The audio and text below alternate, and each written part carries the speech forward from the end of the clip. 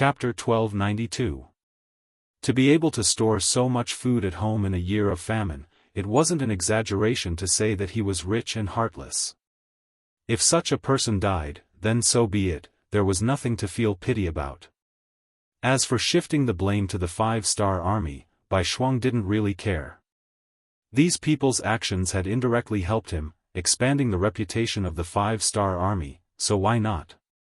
Bai Shuang clearly remembered that his teacher Yang Chendong had said more than once that the existence of social class was the greatest restriction to the 5-star army and Yangxia. This was especially true for some of the nobles. Although the dynasties changed frequently, they would never fall. People like this who only cared about their own interests and had no loyalty to the current dynasty would often become new meritorious officials of a new dynasty. There was nothing wrong with killing such people who had no ruler, no country, and no father. Only by killing all of these people would the 5-star army have a better chance of conquering and controlling the land. Not only that, if they did it well, they would gain the support of the commoners. In comparison, the commoners were the ones who suffered the most. They had been oppressed by these nobles for who knew how many years. Some of them had been oppressed since their ancestors, so it was impossible for them to not be angry. The only reason why they didn't say anything was because they were too cowardly and didn't have enough strength. Since it was like this, the 5-star army could help them and be the leader. Reality proved that this was indeed quite effective. This was because in many places, especially the commoners who had been oppressed by the nobles, began to look forward to the arrival of the 5-star army. Some of the more far-sighted ones had already brought their travel expenses with them to find the 5-star army and join them. Their many years of life experience told them that only the 5-star army could save them. Only the 5-star army could help them change their lives. Bai Shuang fully understood his teacher Yang Chendong's philosophy and did as he was told. The result was that not only did the strength of the foreign race's first army not decrease, it was instead continuously expanding. As for the young and strong civilians who wanted to join the army, he accepted them all and organized them into the 4 divisions under his command. With the presence of these people, they would be more familiar with and understand the surrounding environment. Some of the following military battle plans would also be better supplemented and perfected. The effect was so good that Yang Chendong had never thought of it before. Compared to the first army, the progress of the new 5 armies was also very smooth. Even though they didn't recruit the local commoners as soldiers, because there was a Raf who understood the Yirkiang tribe extremely well, this captured general completely stood on the side of the 5-star army. Based on his understanding of the Yirkiang tribe, the new 5-star army could often achieve twice the results with half the effort. Their entry also gave King Agudemu a huge headache. Unlike King Baelide, the Yarkiang's King Agudemu chose to fight head-on. He had sent out 100,000 cavalrymen to search for the main force of the new 5-star army, and wanted to have a decisive battle with them. In his mind, this was his territory, and he had the advantage in terms of timing, location, and manpower. He also had a huge advantage in terms of military strength. Why couldn't he deal a heavy blow to the 5-star army and win a huge victory? However, how could Commander Shi Wanshan, who fully followed Yang Chendong's orders, do as he wished? He was originally a general of the Great Ming Dynasty, and had a deep understanding of Sun Tzu's art of war. Based on Araf's introduction of the situation, he and his opponent started to engage in guerrilla warfare. For a moment, both sides were fighting back and forth, and neither side had a clear winner. Compared to the first army and the new 5-star army, the new army led by Su He quickly encountered a huge nail. He continuously bypassed many important cities, and arrived at the Iron Gate Pass to attack the rear of the Turkopan kingdom. At that moment, 100,000 cavalrymen were rushing towards their location. They were the reinforcements sent by the Kazakh Empire to support the 3 countries. The general leading them was still Janabek Khan's younger brother, Kelei. Last time, he had brought 80,000 soldiers, and lost 30,000 of them. This made him feel extremely ashamed. This time, when he set out for the second time, he had already made a decision. He had also fully absorbed the experience of the previous battle. He wanted to lead the army alone. Kelly had always believed that his previous defeat wasn't because he was inferior to the 5-star army, but because his allies weren't strong enough. As the saying goes, don't fear a godlike opponent, but fear a pig-like opponent. This was what he thought. This time, he didn't inform anyone that he was leading an army of 100,000. He also didn't have any intention of joining forces with any country. Apart from contacting them when he needed provisions, he spent the rest of his time traveling alone. He wanted to find the main force of the 5-star army, and have a decisive battle with them. The heavens seemed to know what he was thinking, and gave him a chance. When he learned from the scouts that there was a 30,000-strong 5-star army just 150 li away from them, he became extremely excited. Good, very good. Pass down the order for the army to speed up. We must surround the 30,000 5-star army. When moving behind the enemy lines, without enough information, it was easy to fall into danger. He felt a great amount of pressure. The number of scouts he sent out was sufficient, and the distance they covered was far enough. This was the reason why he didn't lose. With the existence of these excellent scouts, the moment the 100,000 Kazakh Empire troops appeared 100 li away, the news was sent back. When he learned that the enemy had 100,000 cavalrymen, the first thing he did wasn't to run away, but to calm down and consider whether or not he could take down these 100,000 soldiers. 30,000 against 100,000, and he still wanted to take down the enemy. This was no different from a snake trying to swallow an elephant. In the eyes of others, this was overestimating one's capabilities. However, in the eyes of He and his new army, this really wasn't an impossible task. It was because of the 3 armies sent to attack the enemy's rear. His new army was the closest to Yang Chendong's main force, as well as the one with the highest chance of receiving assistance in the shortest amount of time. Send a report to the 6th young master, tell him about the situation here, tell him about our plans to take down the enemy and our battle plan. After just a stick of incense's time, He made his decision. He wanted to create a miracle. The messenger quickly left after receiving the order. He then said to the 4 division commanders at his side, inform the soldiers to rest here. We need to recover our strength in preparation for the great battle. When he saw how confident he was, the 4th Cavalry Division's commander Chang Bo couldn't help but feel worried. Military commander, will the king agree to our request? These words attracted the attention of the other 3 division commanders. It was clear that this was also a question they were concerned about. However, Suhi's expression didn't seem to care as he said, if the 6th young master agrees, then we'll fight this battle well. If he doesn't agree, then we'll retreat. It's just a moment of rest. Suhi's meaning was extremely clear.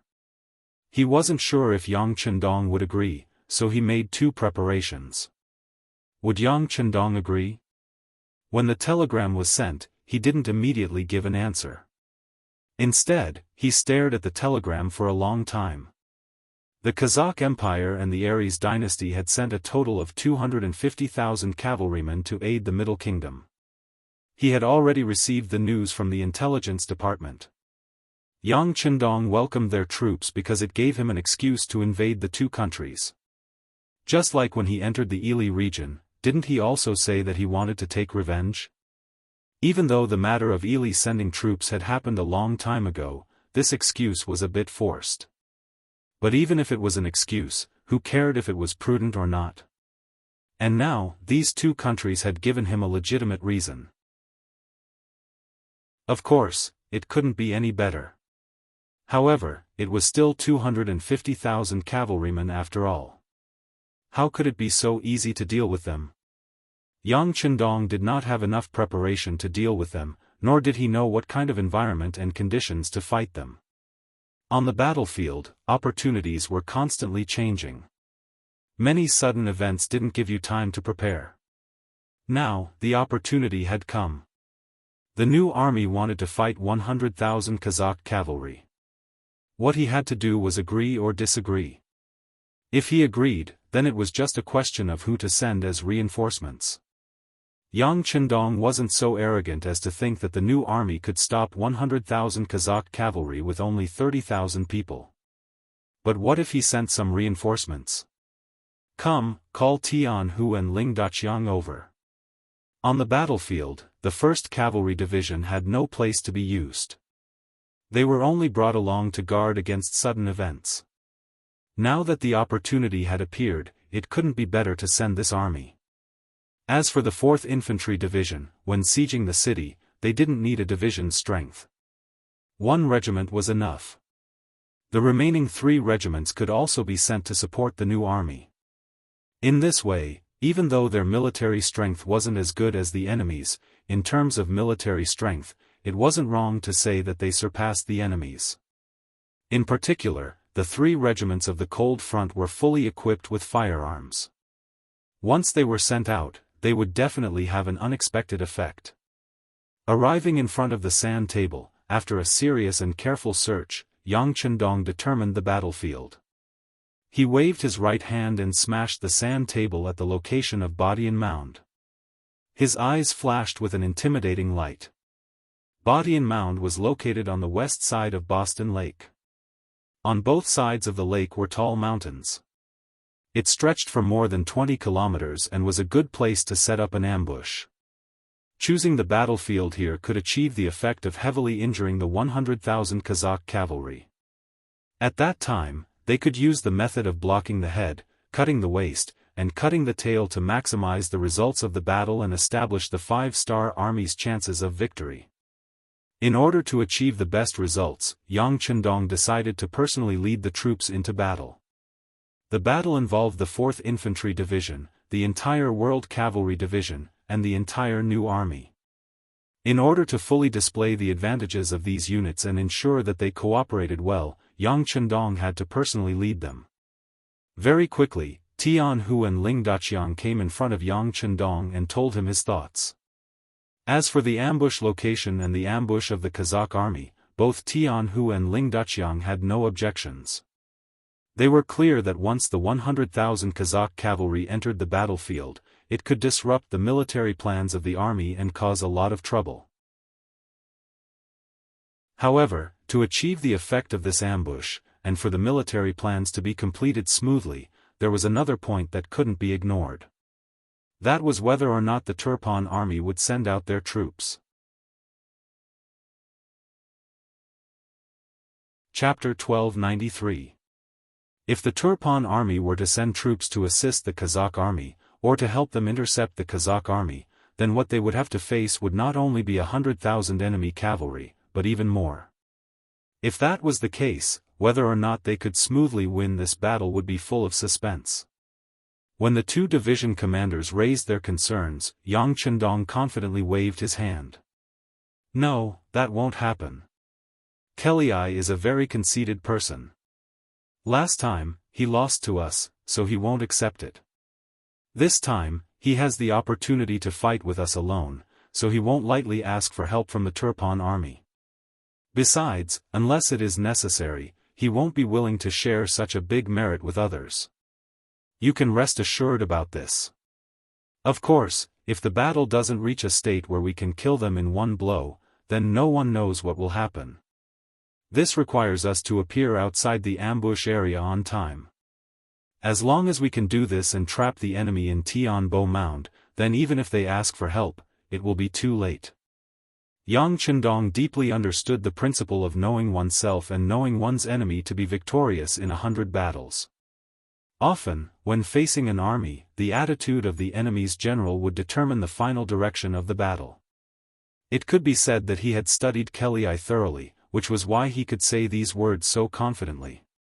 Seeing the 6th young master so confident, Tianhu and Ling Daqiang looked at each other and nodded.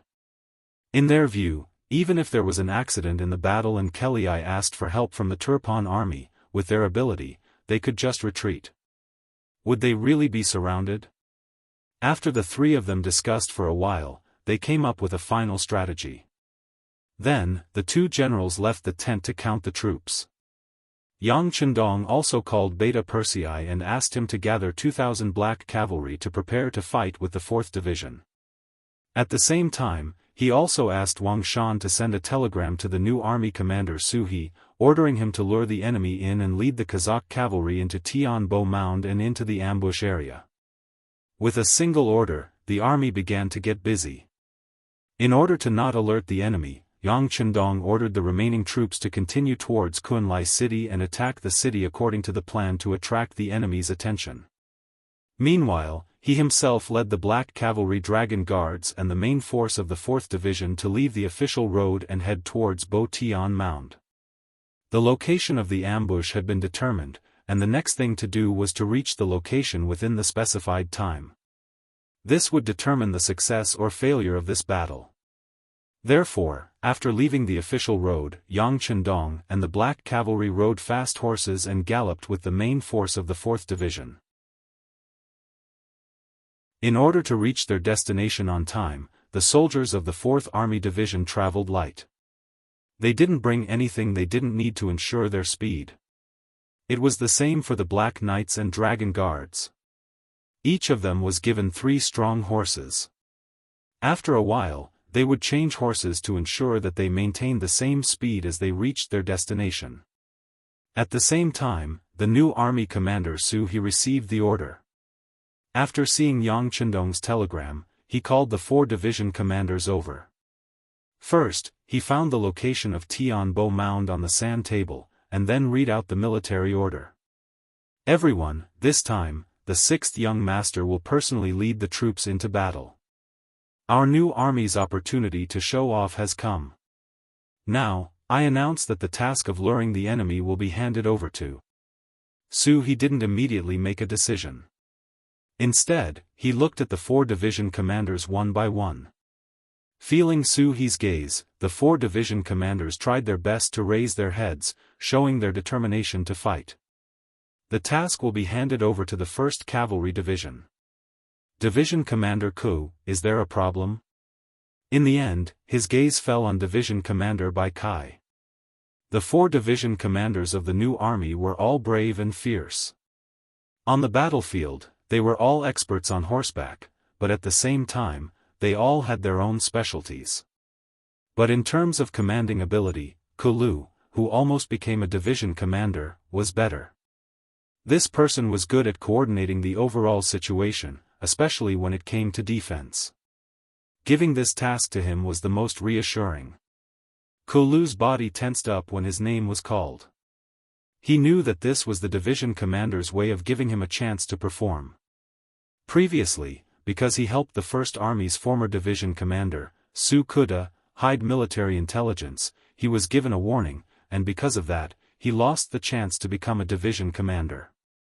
Now that the opportunity had appeared in front of him again, he immediately replied loudly. Yes, I promise to complete the task. It's good to have confidence, but this time, you're using a division to lure 100,000 soldiers. In order to not let them see anything, the other 3 divisions must retreat and not give you any help.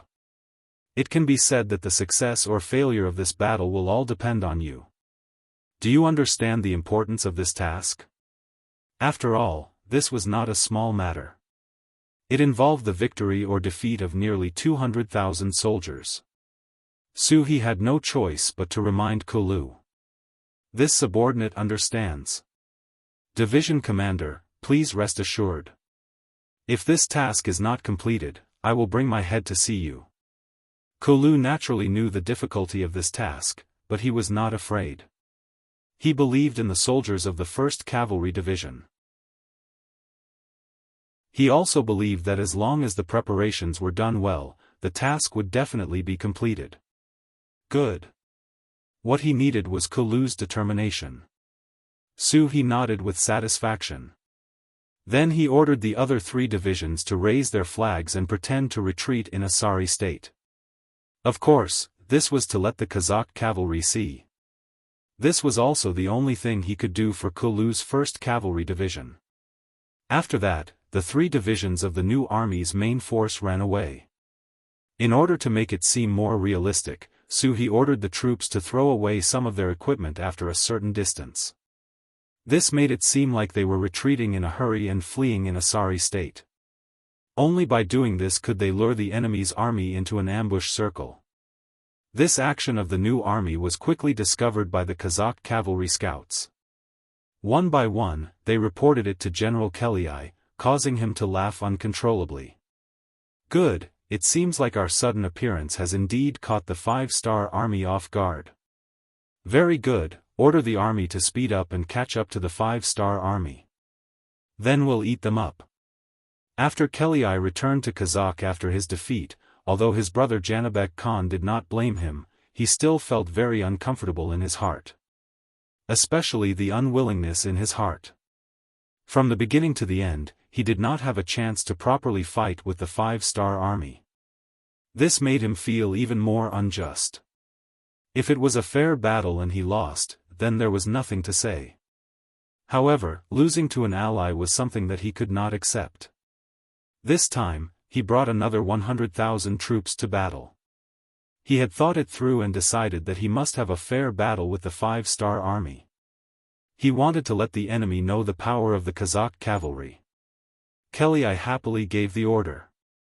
His deputy, who was personally placed in the army by Janibek Khan, narrowed his eyes and stepped out. "General, should we send a message to the king of Turpan and ask him to cooperate with us to block the 5-star army's escape route?" Hearing this suggestion, Kelii did not immediately reply. Instead, he fell into deep thought. Of course, he knew that blocking the two sides was much more effective than chasing after them alone. However, deep in his bones, he did not trust these allies. He did not want to share this great merit with others. If the Turpan army appeared and blocked the 5-star army's escape route, then he would be very unwilling to share the merit with others. After thinking about it again and again, he decided to give it a try. If it really did not work, then he would send someone to inform the Turpan army.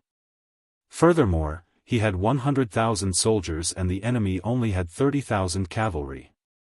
No matter how he looked at it, there was no possibility of him losing. Kelii was just like Yang Chendong. He did not inform the Turpan army of the situation. This was also his fate. This would also become the most regretful thing in his life.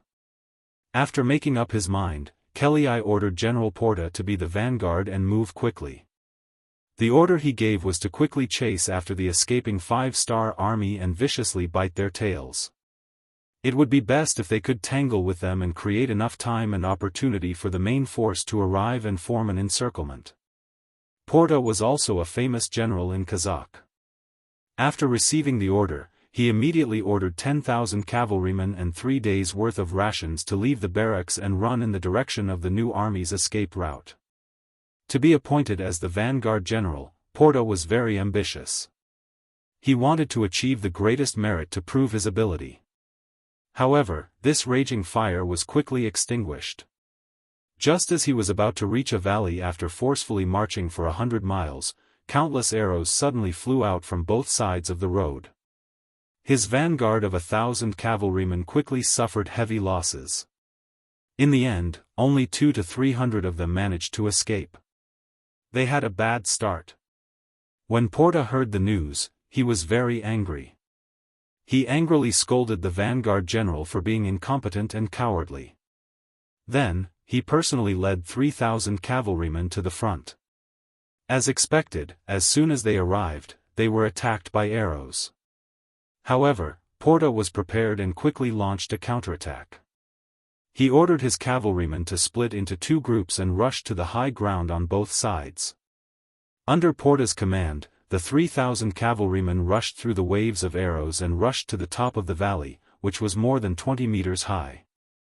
The 2,005-star army that were lying in ambush here kept retreating. Many bows and quivers were thrown all over the ground, and the few warhorses were abandoned as well. Ha ha ha. Seeing the result of this battle and the 5-star soldiers rushing into the dense forest in the distance, Porta threw his head back and laughed heartily to release the joy in his heart. However, he did not notice that although they had captured a lot, they did not leave behind a single 5-star army soldier. However, at this moment, he was completely enjoying the feeling of victory. Everything else had already been thrown to the back of his mind. Do you see that? This is the powerful 5-star army that people have been talking about. Come on, let's continue forward. Porta was happy and the vanguard continued to move forward. Chapter 1294. After another 5 kilometers, another wave of arrows arrived. But this time, the Kazakh cavalry were prepared and did not panic. Other than a few dozen who were injured by the first wave of arrows, the rest of the cavalry quickly rushed up the canyon and chased away the 5-star army. After 2 consecutive victories, the Kazakh army's morale was greatly boosted and their speed seemed to have increased a lot. However, after 5 kilometers, another wave of arrows came, forcing them to slow down their pace. Because of this, there were a total of 5 waves of arrows by the time the sky turned dark. The distance of the attacks had also changed from once every 10 miles to once every 5 miles. Fortunately, this kind of attack did not cause too much damage to the Kazakh vanguard. The total number of Kazakh cavalry was less than 1,000. This was also because they lost 600 to 700 cavalry in the first wave. Considering that it was dark and difficult to see, Boda had to order the army to stop and rest in order to avoid falling into the enemy's trap. Boda, who was lying in the temporary tent, had a face full of excitement. Today, he had repelled 5 waves of attacks from the 5-star army and obtained 2,000 sets of bows. This was an amazing achievement. With such a satisfied smile on her face, the busty woman slept all the way until dawn. What made him feel a little regretful was that the 5-star army did not come to harass him that night. This made the 4,000 cavalry that he had hidden outside the camp not come in handy, which was somewhat disappointing. But did this mean that the 5-star army did not have the ability to ambush him and that they had already left? General Boda, who possessed the spirit of AQ, gave the order to advance at full speed after breakfast. After walking for a full 20 miles, they did not encounter any harassment or attacks. This made Boda even more certain that the 5 astral legions had escaped. Now, he could finally let go of his hands and feet and advance at full speed. Not long after his order was issued, the army's formation began to scatter after advancing for more than 3 kilometers. The arrow attacks that had disappeared for a while appeared again. The attacks from the bows and arrows in the dense forest were even more intense than before. In just one wave of attacks, over 100 riders were hit by the arrows. Cries of pain and curses rose and fell one after another. The sudden counterattack was completely unexpected, and the Kazakh cavalry who had already lowered their vigilance suffered a great loss. What was even more frightening was that after the 2 waves of arrows were fired, the 5-star army still charged forward, brandishing their sabers as they charged into the enemy's ranks. Immediately, streams of blood splattered out, dyeing the 5-star army's armor red. Don't panic, counterattack, counterattack. Seeing soldiers falling off their horses, Boda roared and led the cavalry around him in a counterattack. However, the 5-star army's cavalry came quickly and left even faster. They didn't give Porta a chance to counterattack and disappeared into the dense forest on both sides. By the time Sark's army arrived, they had already disappeared. This was clearly a premeditated attack. With the mentality of running after one shot, they came and went without a trace. After they left, General Boda sadly discovered that in just half an hour, he had lost over 1,000 cavalrymen, and the number of injured soldiers had increased by nearly 1,000. This kind of loss was a huge blow to General Boda. They hadn't even engaged the enemy yet, but they had already lost nearly 30% of their strength. This made him have no choice but to be vigilant and send as many scouts as possible into the dense forest to ensure the safety of the vanguard. The advantage of doing this was that the possibility of a surprise attack was very small, but because of this, the marching speed of the army had to be slowed down. 15 miles away, the commander of the new army's 1st Cavalry Division, Kulu, was waiting for news with the main force. After seeing the first regiment return, Kulu couldn't help but let out a sigh of relief. Especially when he saw the smell of blood on the returning soldiers, he knew that the harvest was not small. Division Master, according to the mission, the scouts have reported that the enemy has already slowed down their marching pace. The tanned commander Wu Ba chuckled, his face full of pride. In this battle, he had led 2,000 cavalrymen and achieved a 1:1 ratio of casualties. On the other hand, he had lost less than 50 cavalrymen. This result could be said to be perfect. Hearing Wu Ba's report, Kulu nodded with satisfaction. Very good. This time, your first regiment will be given a merit. Next, we will continue to harass them. In short, we must delay the enemy's advance. 80 miles behind us is Bo Tian Mound. That will be the end of our retreat. There were still 3 days before the main force would complete the encirclement. In other words, he had to hold on for 3 more days. A distance of 80 miles could be covered in just a few hours for elite cavalrymen. One could imagine how much pressure he was under. As the regiment commander, Wu Ba naturally knew about their 1st Cavalry Division's mission. The complacent expression on his face immediately vanished. Don't worry, division leader. We will definitely complete the mission. Even if we have to sacrifice all of our brothers, we will still hold on for 3 days. That's right. This time, even if all of our 1st Cavalry Division dies, we will not let the enemy pass through Bo Tian Mound. Commander Kulu, who had always advocated for the smallest price to obtain the greatest victory, also changed his style at this moment. He was ready to go all out. If it was said that the loss of the 1st Cavalry Division would be able to kill 100,000 Kazakh cavalrymen, it would be worth it no matter how one looked at it. When Kulu received this mission, he knew that this was going to be a fierce battle. Although he did not like this way of fighting, as a soldier, it was his duty to obey orders. For the greatest victory, so what if the 1st Cavalry Division lost their lives here? General Boda naturally did not know Kulu's plan. Because of the repeated attacks, he became more cautious. When the army advanced, the distance between the cavalrymen became closer.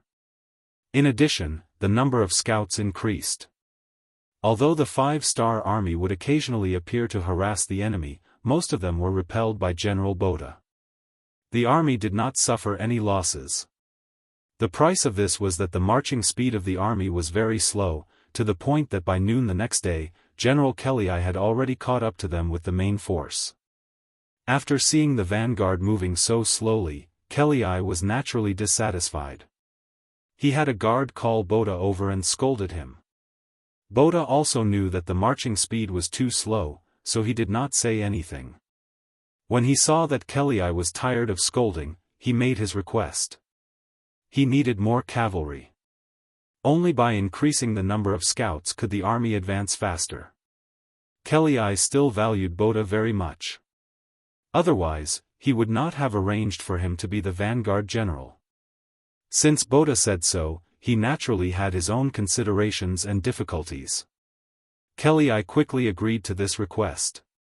He immediately assigned 5,000 cavalrymen to the vanguard as scouts. With the addition of these new cavalrymen, whenever there was a dense forest on both sides of the road, groups of cavalrymen would rush into it, looking for any unsafe factors. It was also because of this action that several companies of the 5-star army that had been lying in ambush were discovered. Among them, one company was a little slow in retreating and was surrounded by these Kazakh cavalry scouts. After an hour of bitter battle, the company was completely wiped out. When the news reached the ears of Division Commander Kulu, his face became very serious. There were still 2 days before the main force could complete the encirclement. The speed and reaction of the Kazakh cavalry far exceeded his expectations. If he did not send out the main force, he was afraid that they would not be able to last until then. Order the 2nd Regiment to attack in units. In short, the main task is to delay the enemy's advance. If we can fight, then we can. If we can delay, then we can. Kulu gave the order with a pained expression. When he saw the 2nd Regiment commander leading the soldiers of the 2nd Regiment away, his eyes were filled with tears. He was very clear in his heart that it would be good if 20% of the soldiers came back. They are all heroes. Gazing at the departing figures of the 2nd Regiment, the 1st Regiment commander Wu Ba also spoke like this. Then, when he turned around to look at Kulu, he stood at attention and said, "Senior Commander, the 1st Regiment requests permission to attack after the 2nd Regiment." "No. The 1st Regiment will stay behind and fight for the last time." Kulu shook his head. In terms of fighting strength, the 1st Regiment was naturally the strongest. Since that was the case, the best steel should be used on the edge of the blade. When the time came, he and the 1st Regiment would be the last barrier to stop the Kazakh army from advancing. Time passed by minute by minute.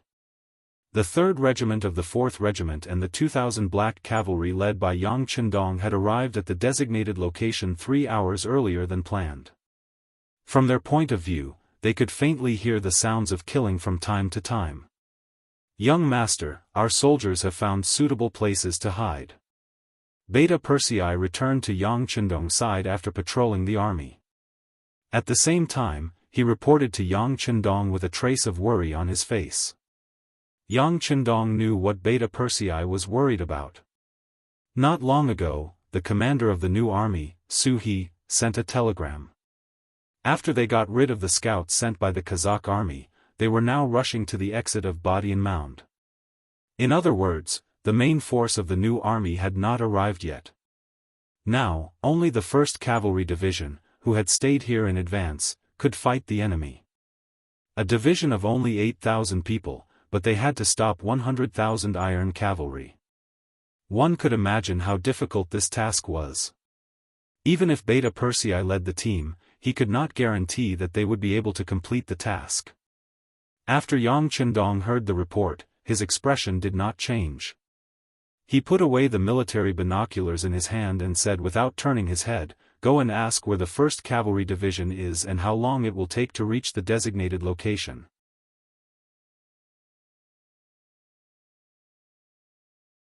Chapter 1295. "Yes, I'll go right away." Beta Persei agreed and rushed to Wang Shan's telegram team.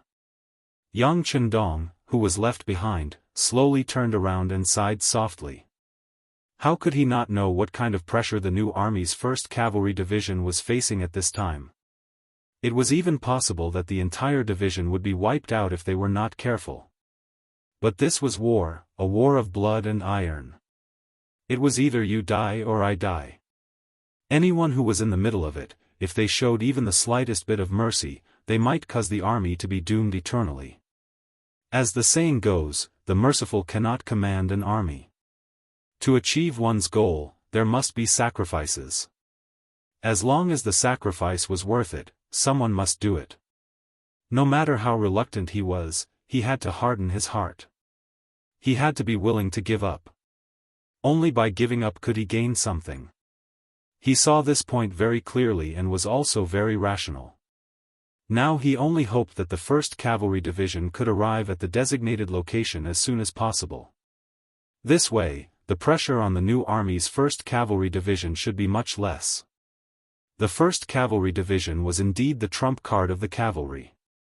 Under the leadership of Division Commander Jianghu, they had been hurrying on their way ever since they received the mission.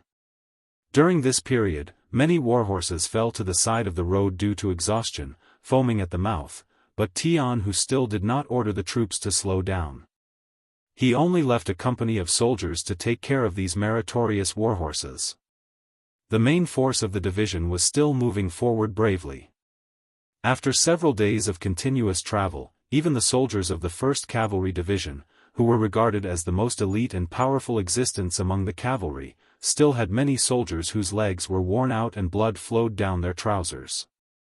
There were also some soldiers who did not get any rest for a long time. They fell asleep while sitting on their warhorses. Some even fell off their horses because they could not hold the reins and were injured. There were casualties at any time. But no matter what happened, Jianghu did not ask them to stop even once. Even if they had to eat, he asked the soldiers to eat on horseback. It was only at this time that the warhorses would slow down from their galloping state. But even so, the cavalry soldiers were still a bit faster than the other cavalry units. After a few days of non-stop travel, they finally arrived at the designated ambush location. At this moment, they were 8 hours ahead of schedule. This half a day's time was bought with the lives of the brave warriors of the 1st Cavalry Division. According to the statistics, out of the 20,000 people in the division, the number of non-combat casualties during the march had reached 2,000. They were the world's #1 cavalry division. Every soldier who could enter this place was carefully selected. Even so, the losses they suffered were so great. It could be imagined that this operation was clearly not a mission, but a race against time and life. As soon as they entered battle position, the transmitter immediately reported the news to Yang Chendong through the radio. After hearing the news, Yang Chendong, who always had a cold expression on the battlefield, couldn't help but exclaim loudly. "Good, the soldiers are all good. After this battle, all of you will have meritorious service. Now, it is time for us to attack. Inform the new army and the 1st Cavalry Division that we will launch an all-out attack in half an hour. We must annihilate the enemy." Within the long and narrow Bodian Mound Canyon, the battle was currently in full swing. The smell of blood filled everyone's nostrils. Blood could be seen everywhere, dyeing the ground red. The Kazakh army's performance was far more ferocious than Division Commander Kulu had expected. They seemed to have already seen through the 5-star army's intention to stop them. As soon as they entered the canyon, they launched a frenzied attack. As if frightened by the tall mountains and boulders on both sides of the road, General Kelly continuously sent reinforcements to the vanguard, striving to leave this place as quickly as possible, rushing out of this dangerous place that he felt was far from good. During this period of time, General Kelly did hesitate. After looking at the surrounding terrain, he discovered that this was a very good place to set up an ambush. He thought of ordering the army to retreat. Since there was the 5-star army blocking the way, they could just retreat from here. However, when he considered the fact that there were carriages carrying provisions and supplies behind them, it would be easy for the cavalry to turn around. However, it wouldn't be so easy for the supply carriages to turn around. If they rashly moved forward, the army would be in chaos and a scene of internal strife would occur. At that time, if the 5-star army came from behind, the consequences would be unimaginable. Yesterday, the scouts also sent news that they didn't discover any 5-star army's main force. I think my worries were unnecessary. Kelly comforted himself like this.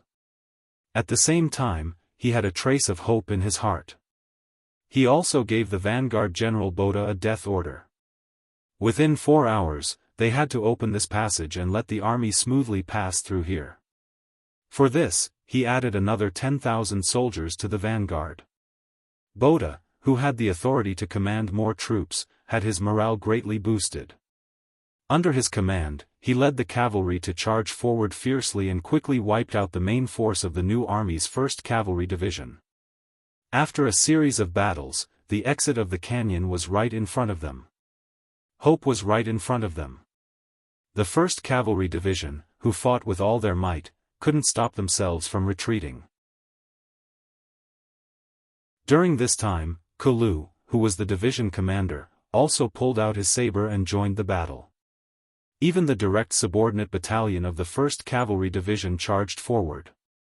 It was precisely because Kulu had suppressed the last of his strength that he was able to save the life of the 1st Regiment commander, Wu Ba, allowing this regiment commander who had already fainted to be pulled back from the battlefield.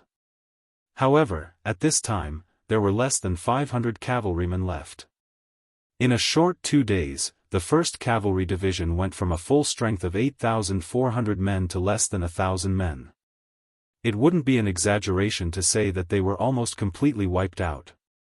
This result was far more tragic than what Kulu had imagined. Kulu, who was wearing a white battle robe that was now dyed red, turned his wrist and looked at the military watch that the 6th young master had personally given to him. His face was gloomy. There were still 14 hours until the appointed time, but the soldiers in his hands were almost exhausted. Perhaps in the next charge, the entire army would be wiped out. He might also die on the battlefield like the majority of the soldiers, wrapped in horse hide. If he were to die on the battlefield, Kulu had already mentally prepared himself for this from the day he joined the 5-star army. However, he really couldn't accept dying like this. He still hadn't completed his mission. Once the Kazakh army charged out of the canyon behind them, all of the plans that Yang Chendong had made before would become useless. The soldiers of the 1st Cavalry Division would also die in vain. This was something that he absolutely couldn't accept. Fight, no matter what, we have to hold on for 16 hours. Kulu used his blood-soaked battle robe to wipe the glowing white saber in his hand. His face flashed with a resolute expression. There were less than 1,000 cavalrymen around him. Most of them were injured, and some of them were even seriously injured. They were still bleeding. However, at this moment, no one doubted his words. They firmly believed that as long as they were still alive, they wouldn't allow any enemy to charge out. Kulu arranged for 2 bodyguards to send the unconscious Wu Ba away. This could be considered the last bloodline that he left for the 1st Cavalry Division. Then he looked up at the sky. It was currently noon. The sun hung high in the sky, emitting a gentle warmth. The sunlight shone on every soldier's body. Kill. After the Kazakh army reorganized the cavalry, they once again charged forward. This time, General Boda personally led the charge. This showed that they were determined to solve this problem in one battle. The battle cries of the opposing cavalry resounded throughout the canyon. Looking from afar, sand and dust filled the sky. There were probably more than 10,000 cavalrymen. Some people said that when there were more than 10,000 cavalrymen, there was no end to them. At this moment, Kulu and the less than 1,000 cavalrymen of the 1st Cavalry Division felt that way. It was like a ferocious beast with its mouth wide open. It made people feel fearful. At this moment, no matter if it was Kulu, the division commander, or the soldiers, their faces didn't change. It was as if they didn't see the approaching danger. Every soldier only tightly gripped the saber in their hands, looking as if they were facing death with equanimity. For the soldiers who had already disregarded life and death, and even had the heart to die, there was no difference whether there were 1,000 or 10,000 enemies. They only knew that they had to use the last of their strength to block the enemy until they were killed and couldn't move anymore. Everyone, hold your sabers and prepare to charge with me. The target was constantly approaching. When it was less than 3 li away, Kulu also raised the sharp saber in his hand, looking like a moth flying into a flame. Kill. The remaining less than 1,000 cavalrymen also raised their sabers at this moment. Every one of them had a serious expression and didn't show the slightest bit of fear. Do-do-do-do-do, do-do-do-do-do, just as Kulu's saber was about to fall from the air and slash down, a loud bugle suddenly sounded, resounding in the ears of every soldier of the 1st Cavalry Division. This is the retreat signal. Kulu instantly reacted when he heard the bugle. Then, he immediately turned to look at the 2 remaining bugle masters of the 1st Cavalry Division. After confirming that it wasn't them who made the sound, he saw that they had the same doubts as him. Division Commander, this is the retreat signal. After the 2 bugle masters recovered from their shock, they said in unison. It really is the retreat signal. Retreat. After getting a definite answer, Kulu only hesitated for a moment before shouting loudly. As if he was afraid that the others didn't react quickly enough, he was the first to tighten the reins of his saber and made a gesture of turning around. At this moment, the retreat signal was definitely the main force of the 5-star army. In other words, all the plans were in place, and the 1st Cavalry Division's mission was completed. At this moment, he didn't want to lose any of his cavalry brothers because after going through so many bloody battles, those who could still survive and continue to jump on their horses to kill the enemy would be the best of the best. If he kept one of these people, there would be more elite soldiers in the future. These were all treasures, and they couldn't afford to lose them.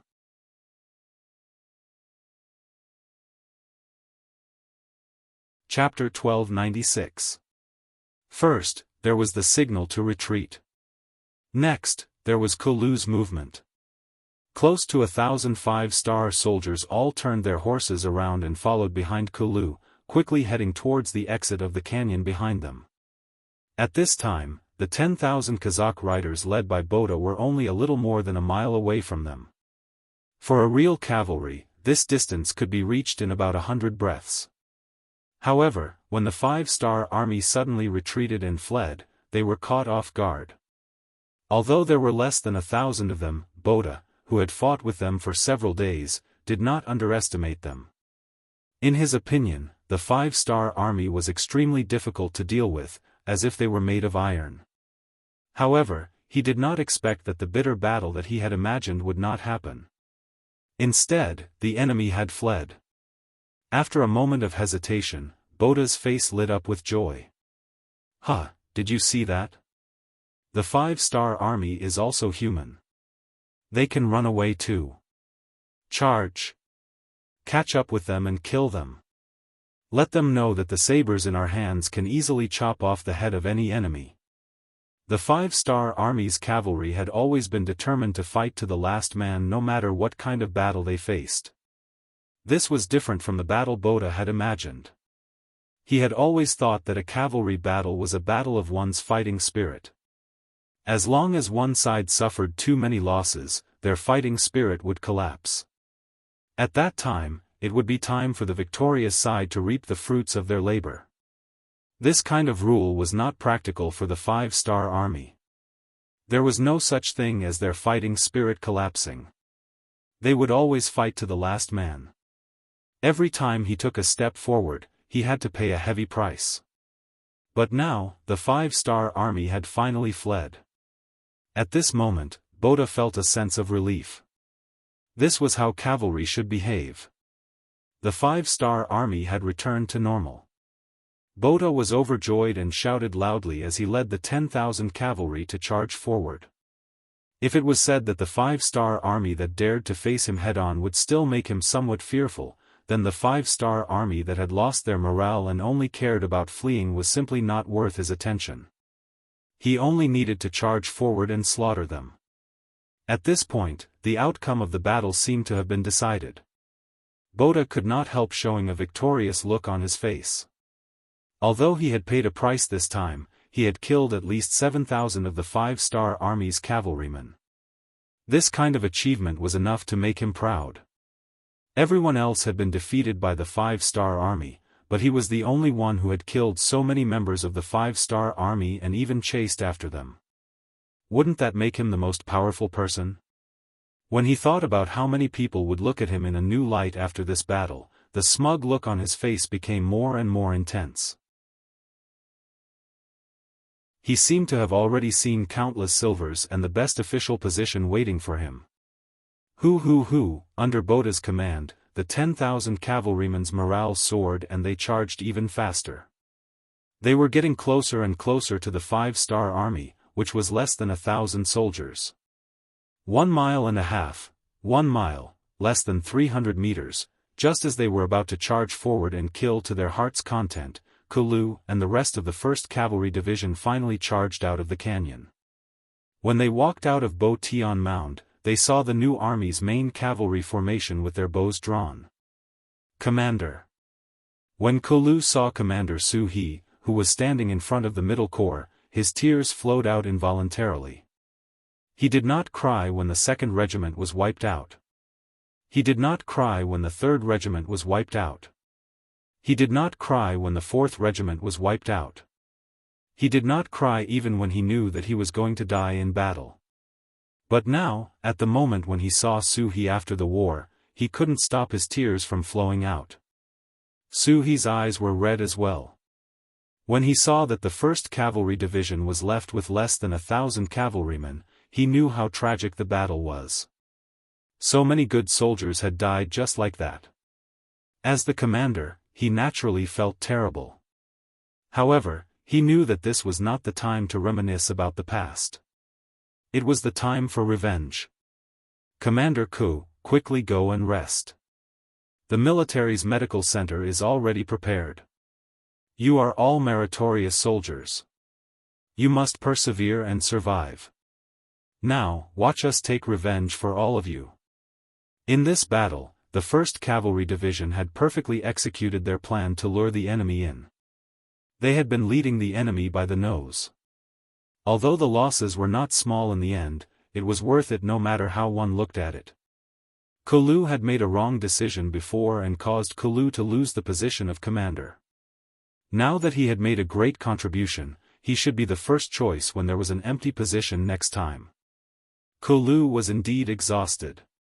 With such a big burden on his shoulders, he basically hadn't rested for the past few days. In addition to the injuries on his body, although they weren't fatal, if he didn't want to leave any sequelae, a good rest was necessary. He nodded and said, "All right, your subordinate will take his leave." Kulu left, but the real battle had only just begun. Following closely behind the 1st Cavalry Division was Boda and his 10,000 Kazakh cavalrymen. After turning a corner, they finally saw the exit of Badian Mound. Just as the army was thinking about how they could finally go all out, they were greeted by Chang Bo of the 4th Cavalry Division of the 3rd Cavalry Division, which had over 8,000 cavalrymen and archers ready to shoot their arrows at any moment. They had been running back and forth for the past few days. In order to make the enemy think that they had really fled, the 4th Cavalry Division had no choice but to leave with the main force. Now that they were finally back, Chang Bo was envious of the 1st Cavalry Division's achievements. When it was time for him to perform, he would not be polite. He shouted, "Fire! Fire! Fire!" This shout echoed countless times when it hit the huge rock at the entrance of the canyon. This shout made the 4th Cavalry Division's 5-star Army's archers' eyes spit fire. Their killing intent filled the sky. With this shout, the soldiers of the 4th Cavalry Division loosened their right arms. Immediately, countless arrows shot out from their hands, creating many pleasant whooshing sounds. A dense rain of arrows pierced through the air and smashed into the unprepared Kazakh cavalry. Soon, the sound of soldiers falling off their horses could be heard. From time to time, it was accompanied by cries of pain and alarm. 2 waves of arrows were released. More than 16,000 arrows were shot from afar, like a giant blade falling from the sky. 30% of the Kazakh cavalry vanguard was cut down. Unfortunately, Boda, the general, was also in the range of the arrows. When he turned the corner, he saw countless archers waiting for him. When he saw the neat formation of the 5-star Army's soldiers, he knew that something was wrong. However, his opponent did not give him any chance to catch his breath or react. The arrows came at him as if they were free. He only swung his saber to cut down 3 arrows. Then, the 4th arrow hit him in the chest, followed by the 5th, 6th, and 7th arrows. In a short period of time, he fell to the ground like a porcupine. Even until the moment of his death, he still did not understand where the 5-star Army had come from. Also, since the 5-star Army had so many brave soldiers, why were they in such a sorry state when they were chased by him? Was it really that fun to tease him? With the death of Boda, the Kazakh vanguard cavalrymen who had lost their commander and were heavily injured by the arrows immediately turned around and fled like headless flies. Their faces changed drastically, and they were no longer as high-spirited and complacent as they were when they came out of the canyon. Kill. The 2nd Cavalry Division's division commander Bai Kai and the 3rd Cavalry Division's division commander Lei Chuandang, who had been waiting by the side, roared. More than 10,000 cavalrymen charged into the canyon. The 2 cavalry divisions that had been holding back finally had a chance to use their skills. At this time, they could not wait to charge into the enemy's cavalrymen. They waved their sabers and killed in all directions. One chased while the other fled. In just a short period of time, everyone had changed their roles. The only difference was that the Kazakh cavalrymen were really fleeing. Moreover, they were fleeing with a goal in mind. They thought that once they could meet up with the main force, they could change the situation of being chased by the enemy. However, they did not know that the current situation of the main force was not much better than theirs. In fact, it was even worse. When the agreed time of attack arrived, Yang Chendong, who had been hiding above the canyon, gave the order to attack. It was above the canyon that Yang Chendong saw the bravery of the new army's 1st Cavalry Division with his own eyes. However, he did not move. This was not because Yang Chendong was cold-blooded. Instead, it was because he knew that impatience in small matters would spoil great plans. If they attacked now, they could help the 1st Cavalry Division suppress the enemy.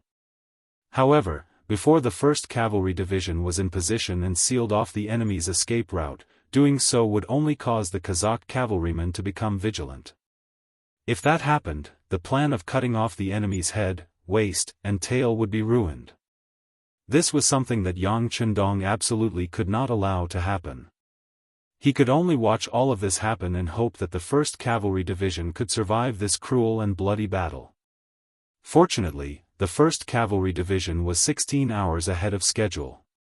This gave the 1st Cavalry Division a ray of hope. Although the losses were disastrous, there were still close to 1,000 cavalrymen who survived. With these 1,000 cavalrymen as the backbone, presumably the day when the 1st Cavalry Division was reorganized and restored to fighting strength would not be too far away.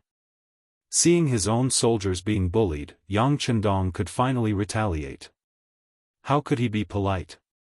Under his orders, the rocks piled up above the canyon tumbled down, disrupting the Kazakh army's formation. Then, 10,000 guns were fired. Under the muzzles of the 3 cold vanguard divisions, bullets flew out. The enemy cavalrymen were like living targets, becoming targets. In an instant, they were shot into a hornet's nest. One by one, they fell from their horses.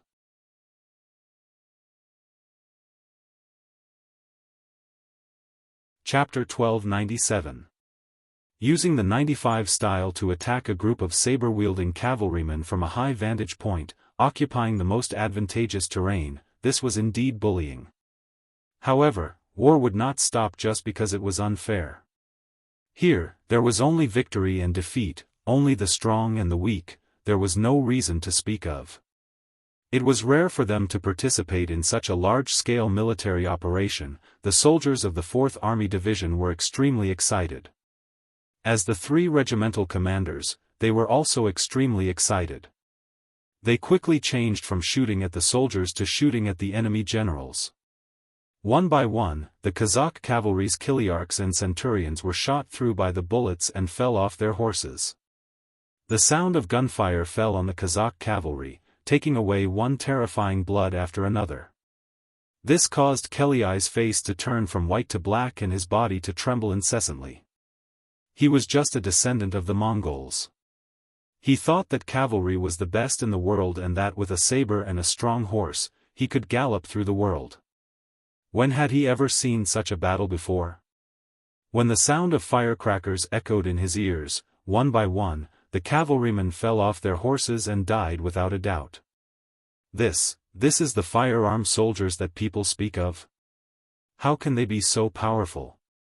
When did they appear beside us? Who can tell me, tell me? Under the protection of his personal guards, Keliai was not in danger for the time being. However, when he saw his subordinates dying one after another from time to time, his face was filled with shock and fear. He did not know when he would be like the other soldiers and be shot to death. No one could answer Keliai's question. Many of the superstitious Kazakh cavalry had already regarded the 5-star army as a godly existence. Think about it, if it was not a godly existence, how could they suddenly appear here? If it was not a godly existence, how could they have such a long range and powerful firearm? General, what should we do? What should we do? The 2 captains beside Keliai said in a sobbing voice.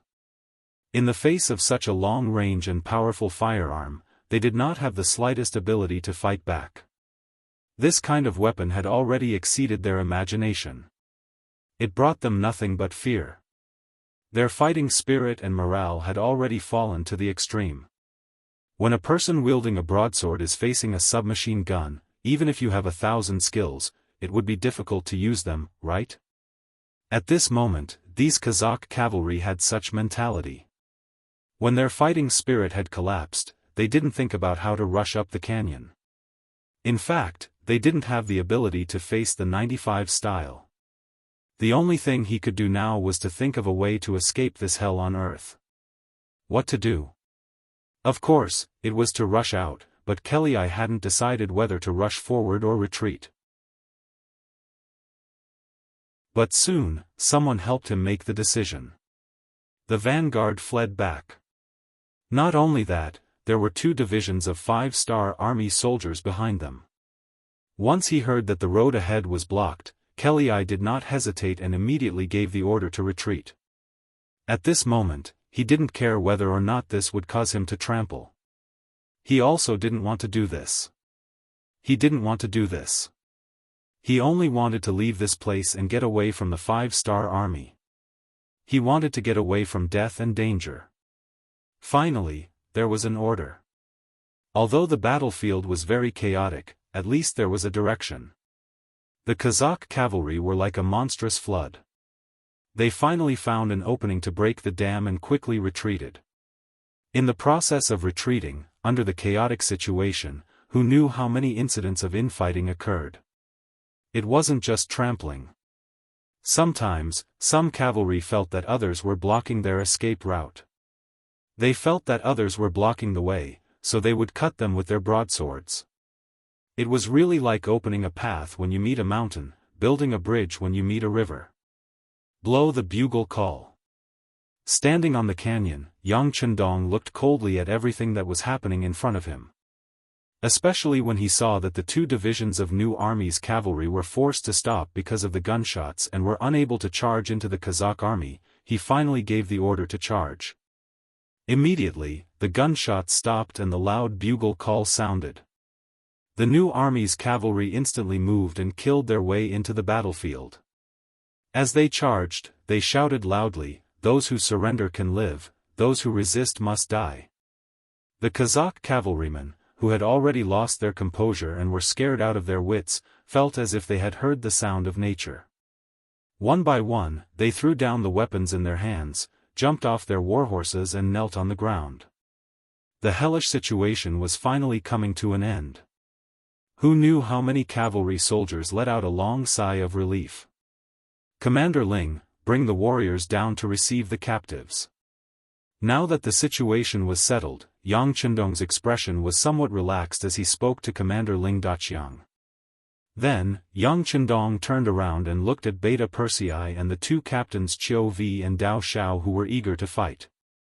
His face revealed a trace of a smile as he said, "Black cavalry, get on your horses and charge with this king. Kill." Finally, they had a chance to show off their might. The 2,000 black cavalry soldiers excitedly put on their black helmets and black armor. One by one, they raised their sabers and followed Yang Chendong, who was wearing a golden battle robe, towards the entrance of Badian Mound. At this moment, at the entrance, the battle had already begun.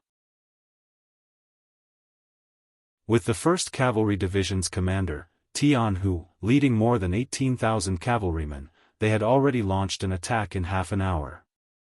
The rear of the army was mainly responsible for transporting rations and supplies. Although they had previously promised the Kazakh army that the 3 provinces would be supplied by the Kazakh army, this time, Kelly had brought a lot of rations from his own country. When he returned, he only needed to ask the other side for the rations. Otherwise, wouldn't he be unable to see the main forces of the 3 countries and not obtain the rations that the army needed? It was precisely because he had brought a lot of provisions that Kelly had arranged for 5,000 elite cavalrymen to guard the rear army. With the existence of these cavalrymen, even if they were attacked, there wouldn't be any problems. As long as they resisted for a while, his main army would quickly come back to help. Everything was arranged well, but when the opponent was the 1st Cavalry Division, this so-called no problem became a big problem. In front of the 1st Cavalry Division, there wasn't a single cavalry unit that couldn't be destroyed. They didn't even use the Big Dipper crossbow, just relying on their strong bows. When the 1st Cavalry Division appeared, they shot 4 arrows in a row. Here, it should be noted that after an ordinary cavalry launched an attack, they would only be able to fire 2 arrows before involuntarily receiving the enemy's attacks. It was already very difficult for the stronger cavalrymen to shoot 3 arrows. However, in the 1st Cavalry Division, they could shoot 4 arrows in a row within a short distance of 100 meters. There were even some who were more powerful who could shoot 5 arrows in a row. With so many arrows flying through the air, the arrows didn't stop after seeing the cavalrymen.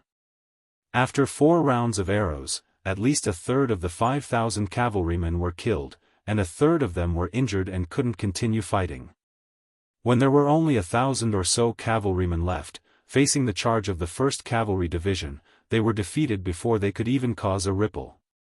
A huge opening appeared on the battlefield, allowing the 5-star Army's cavalrymen to pass through. When Yang Chendong arrived with 2,000 black cavalry, he saw the Kazakh cavalrymen lying on the ground, as well as a few soldiers of the 1st Cavalry Division cleaning the battlefield, watching and counting the captives. "You, come here." Beta Persei's eyes widened. He pointed to an officer with the rank of captain and asked, "What's going on here? Where's your division commander?" The soldiers who could become the cavalry of the number 1 cavalry division in the world were all 1 in 100 or even 1,000 in the army. To be able to become a company commander, it was unknown how many bloody battles they had experienced and how many meritorious deeds they had achieved. Such a person naturally knew Yang Chendong and the Black Cavalry. When he saw that the person who greeted him was Beta Persei, Bugnam of Gojoseon's personal guard, he quickly trotted over and saluted. "Report, we are cleaning the battlefield and counting the captives and supplies. Our division commander has already led the army in." Beta Persei, who had long expected this result, couldn't help but ask anxiously, "How long has it been?" "It's been nearly half an hour." As an officer of the 5-star army, he was used to the saying of 24 hours. When he reported, he naturally answered with such a rule. Hiss. Beta Persei sucked in a breath of cold air, his face a little bitter. "It's been half an hour, this Tianhu's speed is really fast. Young master, what do you think? Let's catch up." Yang Chendong also knew that his idea of participating in a big battle was probably going to be dashed, but since he came, how could he return empty-handed? He had to go to the battlefield to take a look.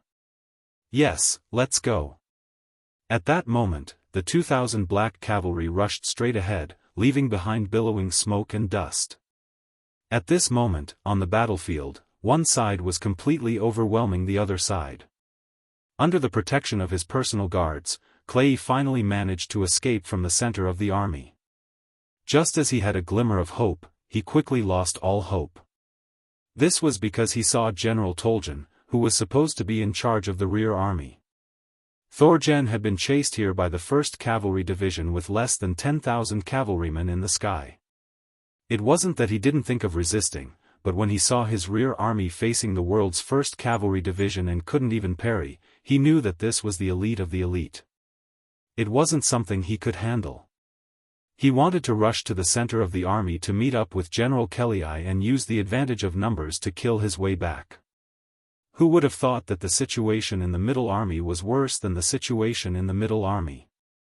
When he saw that General Clay only had less than 3,000 to 4,000 cavalry around him, and their formation was in chaos, he knew that things were not going well.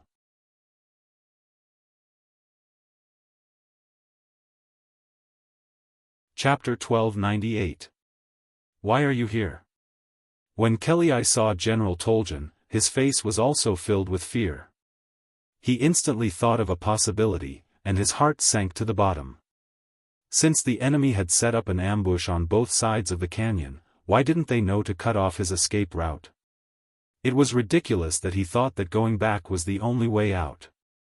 This was the 5-star army's plan. However, there was another problem. How did so many 5-star army soldiers appear here? Didn't the scout report that there were no 5-star army units around here? The 5-star army had only invested a total of over 200,000 soldiers on the battlefield. Shouldn't their main force be on the way to the Forsaken City? Where did the 5-star army come from? There were countless questions in his mind, but no one could answer him. Because at this moment, the 1st Cavalry Division and the new army from the front had already surrounded them. He only had about 10,000 cavalry with him, but looking at the cavalry of the 5-star army in front and behind him, both groups seemed to have more soldiers than him. Moreover, he was going to be attacked from both sides. It was obvious what the outcome would be. "General, what should we do?" Toljan, who was still holding his saber, couldn't help but ask. He wanted to charge out like a man, but he knew that it was an impulsive action. It was simply suicide. Those who surrender can live, those who resist must die. The shouts from the front and back were deafening. Tens of thousands of 5-star army soldiers roared. The Kazakh cavalrymen who were trapped here trembled. They looked at the front and back and didn't know what to do. What should we do? What else can we do? Surrender. Seeing that the situation was about to change, Kelly let out a long sigh and threw the saber in his hand to the ground. Then, he jumped off his horse and squatted down with his hands covering his head. As Kelly took the initiative to dismount and surrender, the cavalrymen around him all followed suit. A battle of 200,000 people ended just like that. From noon to the morning of the 3rd day, around 15,000 Kazakh cavalrymen were killed in less than 24 hours. In the chaos, another 15,000 were trampled and 70,000 were captured. Another great victory appeared. Not only did they completely eliminate 100,000 Kazakh cavalrymen, but they also cleared a large obstacle for the 5-star army to take over the entire Ili region. Eliminating 100,000 cavalrymen in 2 days, this speed could only be achieved by the current 5-star army. If it wasn't for the fact that there were too many captives, they wouldn't even need to waste this much time. Everyone has worked hard, rest for 2 days. At the same time, send out a regiment from the 1st Cavalry Division, a regiment from the 4th Army Division, and a division from the new army to look after the captives. The most important thing is to change their minds and try to make them useful. Those who surrender will be given priority to join the new army's 1st Cavalry Division. Let's rebuild the platform first. As for what happens next, we might as well stab the rear of the city. It is time to deal with their problem. Yang Chendong's words were shocking. Wiping out 100,000 cavalrymen in one go allowed Yang Chendong to have a better understanding of the strength of an army. He was no longer satisfied with the small victories and set his sights on the 160,000-strong Turpan army. If they were to forcefully attack, even if they could take down the city, the losses would not be small. After all, in the face of so many Turpan soldiers, even if they broke through the city gate, the following street battle would not be so easy. But now it was different. He had just captured Kazakh's generals Kelly and Togan. Coincidentally, these two people had participated in the 5-nation coalition war before. Many Turpan people knew them. With such a magic weapon in hand, it would be a waste if he didn't make good use of it. Beta Persei, take good care of our two friends. Make sure they are obedient, but make sure they don't get any external injuries on their faces.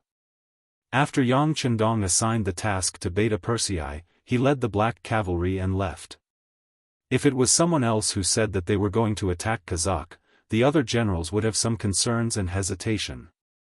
But since it was Yang Chendong who said it, no one doubted it. Everyone thought it was a matter of course. In 2 full days, the political cadres achieved remarkable results. They successfully persuaded more than half of the 40,000 captives to join the 5-star army. The rest did not seem to be a problem. Not only did this make up for the original losses, but it also increased the number of soldiers. Beta Persei did not let Yang Chendong down. After a good reception, both Kelly and Togan surrendered. After becoming prisoners, they had no other choice. They could either surrender or die. In the face of life and death, not many people could really not frown. With 40,000 more captives and persuading Kelai and Togan to join him, Yang Chendong knew that the time for the decisive battle had come. He called the generals around him and gave them the next task. In the big tent, Tian Hu, Ling Daqiang, Su He, Kulu and others had almost rested. At this moment, they were looking at Yang Chendong, who was sitting in the first place, with admiring eyes, waiting for the next battle order. Seeing everyone's spirit, Yang Chendong nodded in satisfaction. With so many powerful generals in his hands, what was there to worry about? Announce the order.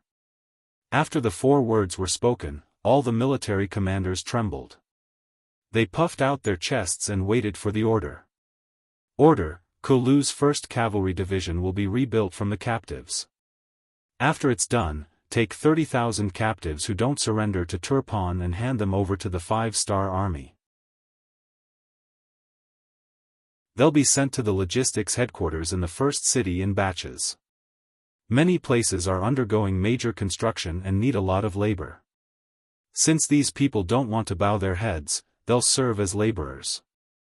Each of them will be sentenced to at least 20 years. If they perform well, their sentences can be reduced appropriately. Kulu was called out. Although it was a pity that he could not participate in the upcoming battle, escorting so many young and strong captives was also a big deal. Wasn't this the 6th young master's trust in him? He hurriedly agreed. When the other commanders heard that they had to serve for 20 years, they could not help but break out in a cold sweat. That was the most glorious 20 years of a man's life. It could be imagined that they would be little old men after the time was up. They probably wouldn't be able to do anything in life. But on the other hand, who could they blame for this? They dared to not surrender after becoming captives. It was already a good thing that they were not killed. After dealing with the captives, Yang Chendong said for the 2nd time, "Order, Su He's new army to take the lead. Escort 30,000 Kazakh captives to the city gate. Try to give a fatal blow to the leadership in the shortest time possible to assist in the upcoming street battles in the city and seize the absolute initiative. Of course, if we can persuade the other party to work for us, that would be the best.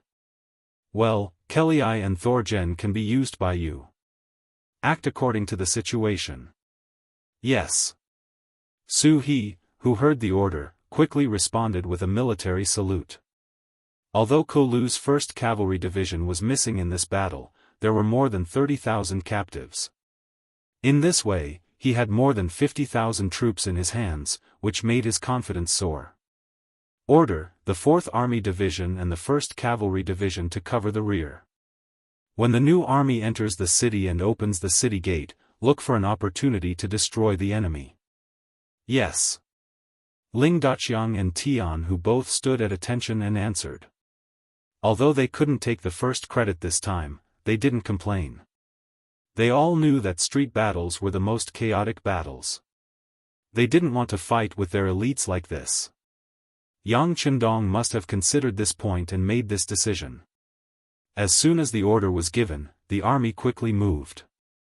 The officers all carried out their duties, and the army sped up towards Kalisi city.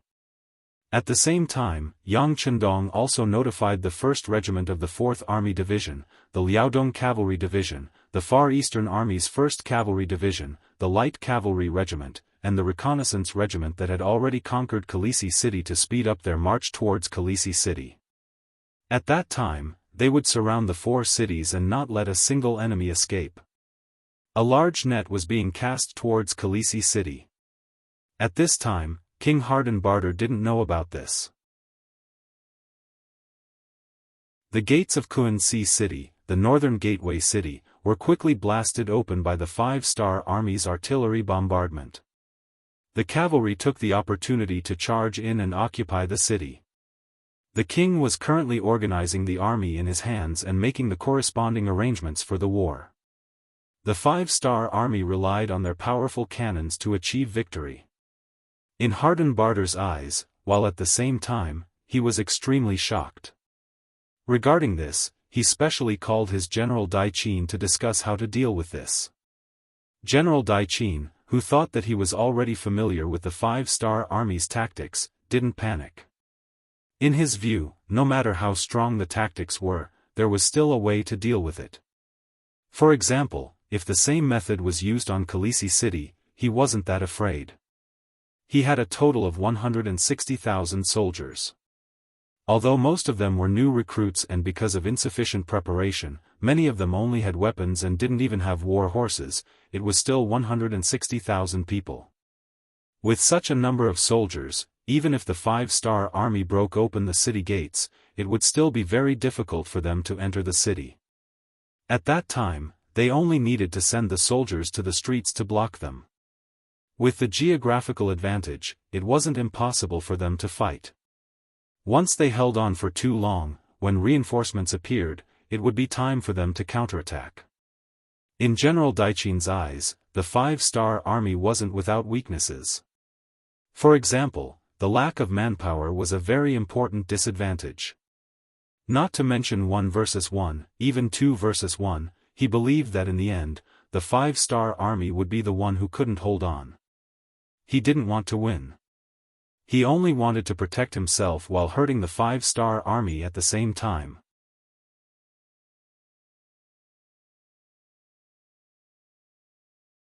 Chapter 1299.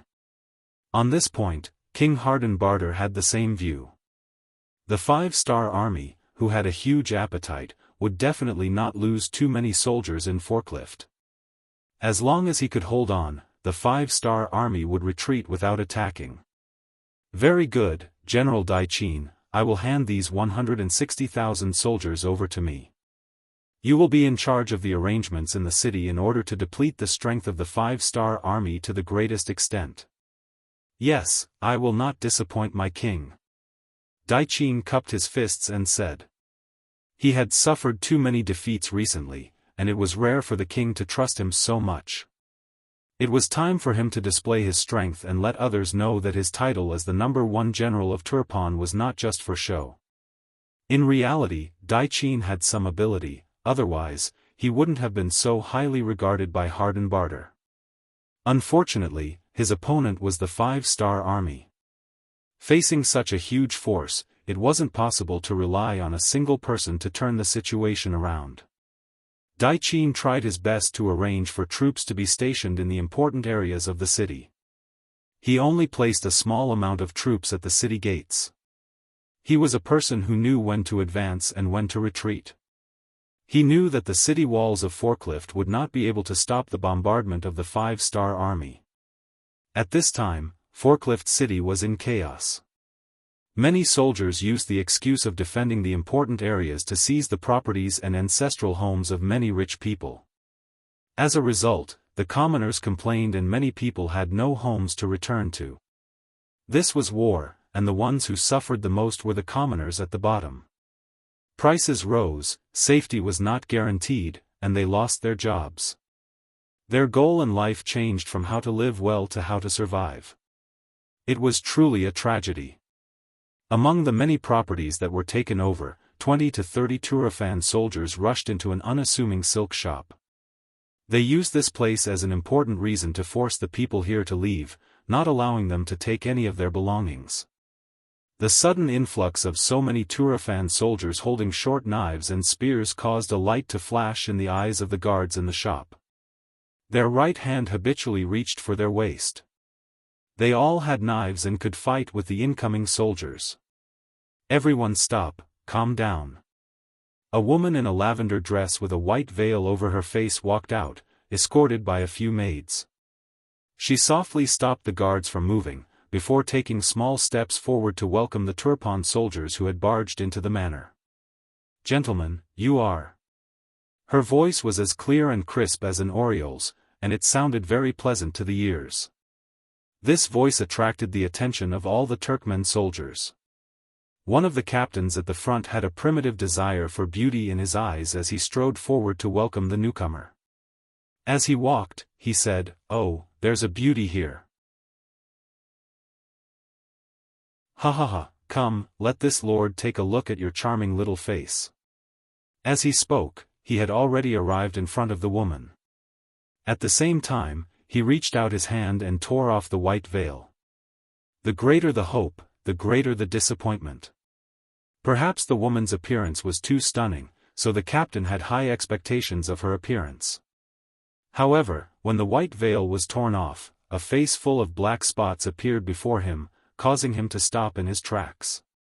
Following that, he felt a wave of nausea in his stomach. Clearly, he was disgusted by the ugly appearance of the woman. Not only was her skin dark, there were also black spots on it. She was truly ugly to the extreme. It was hard to imagine how a woman like her could have such a pleasant voice and a decent figure. The woman's appearance frightened the captain. His hand that was hovering in the air quickly dropped. The teasing tone in his voice turned serious. "Are you the manager of this place? Let me tell you, this place has been expropriated. Leave this place immediately. Remember, you are not allowed to take any belongings. Otherwise, don't blame us for not recognizing you with our weapons." Expropriated? The woman put the white veil back on her face, completely concealing her shock. After she regained her composure, she nodded and said, "So that's how it is. Then we are only bringing some clothes to change into. Is that okay? You also know that we women always like to be beautiful." As the woman spoke, a piece of silver appeared in her sleeve and handed it to the captain. When he heard the woman say that she liked to be beautiful, the captain wanted to vomit. If it wasn't for the sake of the silver, he was afraid that he would have already flung her away. But since he had received the benefits, he had to do something. "Okay, hurry up. You can only pack some clothes. You are not allowed to take anything valuable." "Okay, we will listen to you." The woman quickly nodded, then turned around and said to the 4 women who followed her, "Go, pack a little. Sigh, I don't know when these days will end and where we will live." The women moved quickly. After a while, each of them came out with a cloth bag. Seeing how weak they were and how easy it was for them to carry the cloth bag, the captain knew that there was nothing valuable in it. He immediately waved his hand and without even checking, he said, "Okay, you have taken the things. Quickly leave." "Yes, sir." After the ugly woman bowed, she led the 4 maids and 4 guards out of the silk shop. When they reached the main street, they saw many homeless commoners and merchants just like them. Among them, there was no lack of people who were crying and wailing. The homes they relied on for survival had been occupied, and their wealth had been plundered clean. There were even some who had slightly beautiful women in their homes who had been snatched away. If there was any resistance, those soldiers would brandish their swords and kill them mercilessly. The various scenes that happened made the commoners feel as if the sky was falling and the earth was sinking. At this moment, other than crying loudly on the streets outside their homes, they seemed to be unable to do anything else. "Sister Nian, it seems like they didn't come for us. We were just caught in the crossfire." After coming out and seeing what was happening outside, one of the maids said in a low voice. The so-called Sister Nian was the ugly woman wearing a white veil. Her full name was Sun Nian. Of course, the so-called silk shop and the face that made people not want to see it a second time were all a disguise. She was still very beautiful. After all, to be selected by the CIA and become a team leader, she had to pass the test in terms of beauty first. Yes, these Turpan soldiers have all gone crazy. How can the city not be in chaos when they treat the people like this? How can the country not be destroyed? Sister Nian shook her head. Then she asked in a low voice, "Did you bring everything out?" "We brought everything out. We took apart the radio and held it in our hands. It was a close call just now. If they really wanted to search the package, I'm afraid we would have to fight." The guard who was asked was also a member of the CIA. He said with lingering fear, "It's good that you brought it out." Sister Nian nodded. If they really had to fight to the death just now, she wouldn't have been worried. The 8 of them had all undergone professional training. Under a sudden attack, 20 to 30 ordinary Turpan soldiers wouldn't be a match for them. However, that would easily expose their identities. Since they were out, of course they couldn't go back. After thinking for a moment, she said, "Let's go to the fourth safe house. Then report this matter and wait for orders." The so-called fourth safe house was a residence of the rich and powerful in the city. Normally, they wouldn't go there because the security there was tight, and it was inconvenient to move around. However, it was the only place where they wouldn't be harassed. It was the safest place. Sister Nian brought the 8 people to the fourth safe house. The radio was quickly set up. Then, they contacted their superiors and received new orders. Seeing this order that had to be completed, Sun Nian was a little shocked. This mission wasn't easy to complete. Even if they wanted to complete it, they would lose a lot of people. However, when she saw that it was the 6th young master's order, she didn't hesitate at all. Even if it was Yang Chendong's order, so what if all of them were to be sacrificed? Go and inform all the team members in the city to come here for a meeting. There's an important mission. Sun Nian said to her subordinates in an excited voice. The city was in chaos. Cries and screams could be heard everywhere. However, the people in power in Turpan didn't care about this at all. Compared to the suffering of the people, they cared more about their own safety. Especially when they found out that the main force of the 5-star army had arrived at the north gate and could attack at any time, many of the officials couldn't sit still. They didn't know if they could defend the city this time. Could they stop the 5-star army? Just when everyone was worried, a piece of good news came into the city. The 100,000 Kazakh cavalry reinforcements had arrived outside the city. They had already appeared at the south gate. It was said that the General Daichin had already brought people to welcome them. Aya, the heavens bless us. After finding out that there were 100,000 reinforcements, many of the Turpan officials in the city were very happy. In their view, with the help of these 100,000 cavalrymen, they would have more confidence in defending Forikai's city. At this moment, outside the south city, General Daichin was thinking the same thing. When he learned that the Kazakh cavalry had arrived outside the city, he immediately reported the news to the king. If it wasn't for the chaos in the city, the king of Hadenbar would have personally come out to greet them. General Daichin came to Kelii with a face full of joy. He stretched out his arms and gave Kelii a warm hug.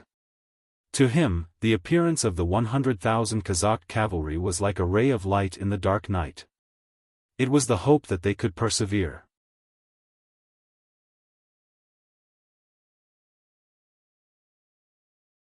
Chapter 1300. Perhaps because he was too excited, Daichin didn't notice Kelii's ugly expression until he hugged him and felt his body stiffen. He then asked in surprise, "General Kelii, are you not feeling well?" Kelii bitterly smiled. He wanted to say that he was no longer a general, but a captive. However, he knew that there was a gun pointed at him from the side. He had seen the power of a gun before. Taking his life within 30 meters was as easy as stepping on an ant. Not to mention that the 2 people in charge of monitoring him were less than 10 meters away from him. He definitely didn't dare to gamble and didn't want to die. If he didn't want to die, then he had to follow the 5-star army's request.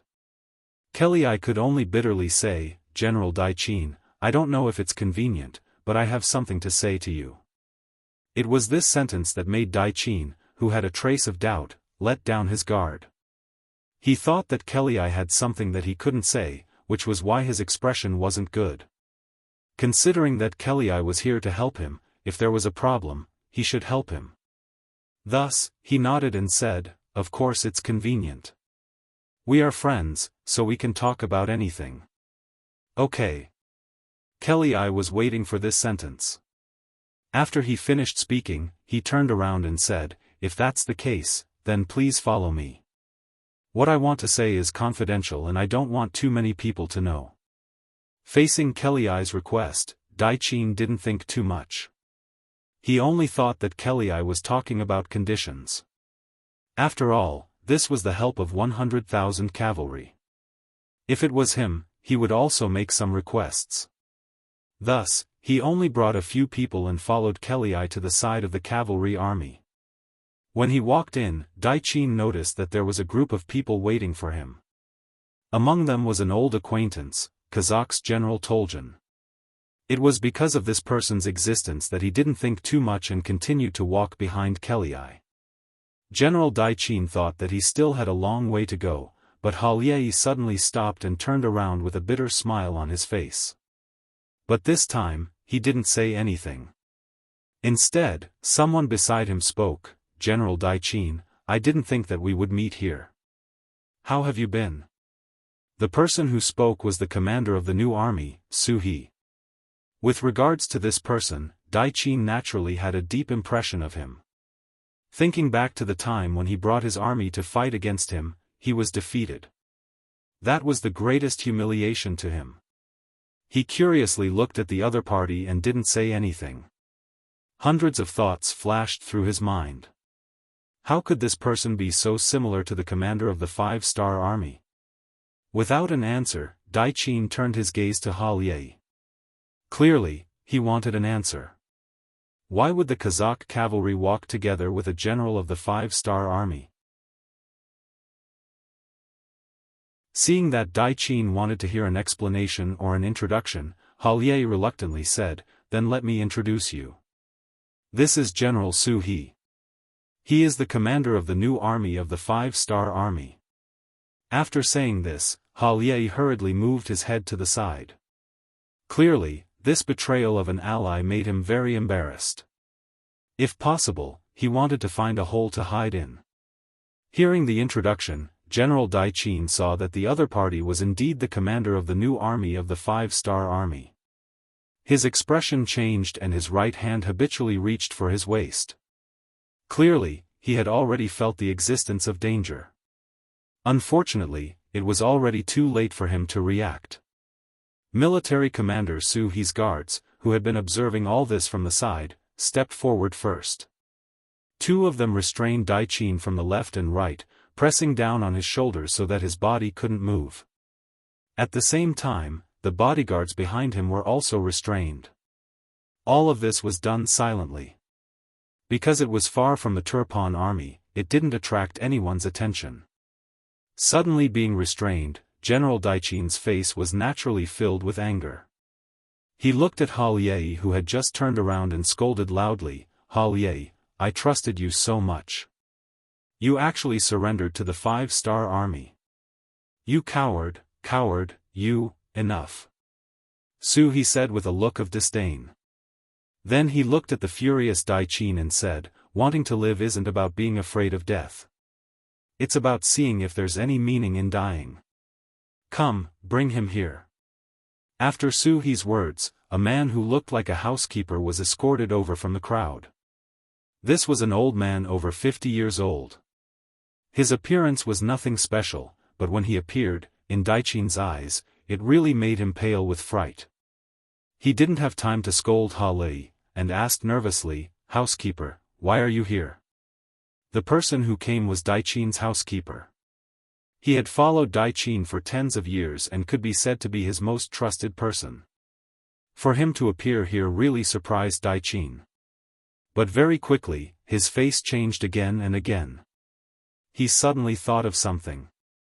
As expected, after seeing Dai Qin, the old housekeeper cried painfully and said, "Master, Madam, young general and the ladies were all captured by them. You have to make a decision." Ah! After hearing this, Dai Qin's whole body shook. He then used all of his strength to try and break free. It was just that the 5-star army was already prepared, and this strength was quickly suppressed. Unable to break free, Dai Qin could only curse, "You bastards, if you dare to hurt a single hair of my family, I swear I will take your lives." Dai Qin was still shouting, looking like he was about to fight to the death. Su He, who had already expected this, wasn't in a hurry. After a while, When the other party seemed to have vented enough and was about to use up all of his strength, he said, "Your family is naturally very safe and well protected. But whether or not they will be safe will depend on General Daiqin's choice. If you still want to work for the hardened Bartle that is about to be destroyed, then you have no one to blame." Threat. It was a blatant threat. On the battlefield, in order to win, one would do anything, not to mention against a foreign race. When He was ordered to do this, he didn't feel any pressure at all. Now that the words had been spoken, all that was left was for General Daiqin to make his own choice. He was tired of scolding and shouting. At this moment, Daiqin finally calmed down. But from his undulating chest, he seemed to be struggling and didn't have the intention to make a decision. "Humph. You are so stubborn." He was determined to help him make a decision. "General Daiqin, you are a good man, but your actions are really disgraceful. Think about it, you first betrayed the old king Jia Shi and helped harden Bartle take the throne.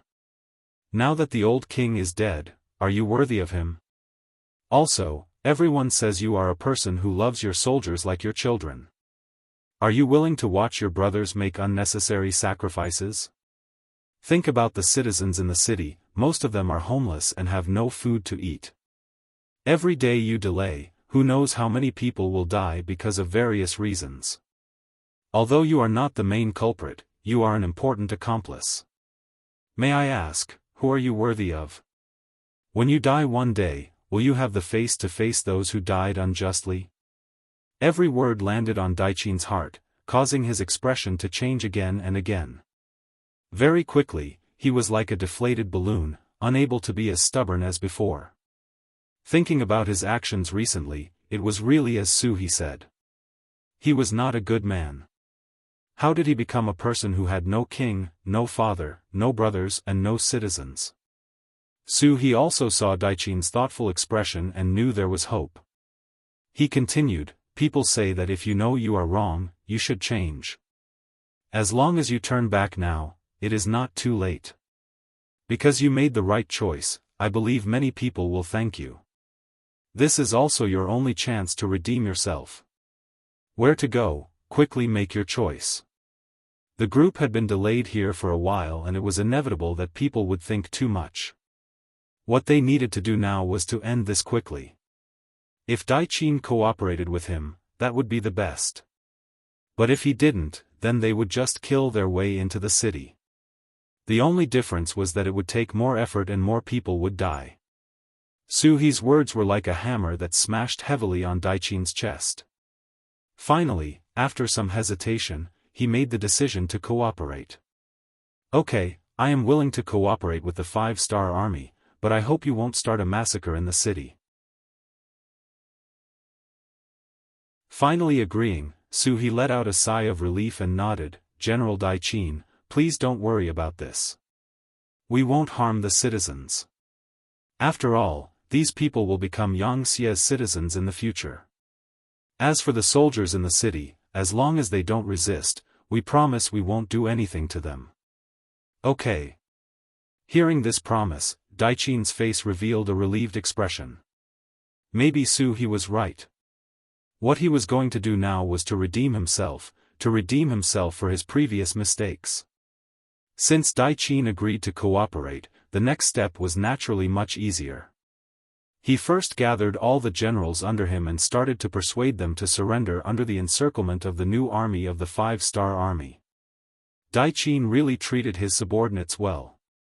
After he revealed his intentions, and with the deterrence of the 5-star army, no one objected and everyone agreed to follow the general's decision. This was something that couldn't be helped. The 5-star army had already killed their way into the city. At this time, there was no point in resisting.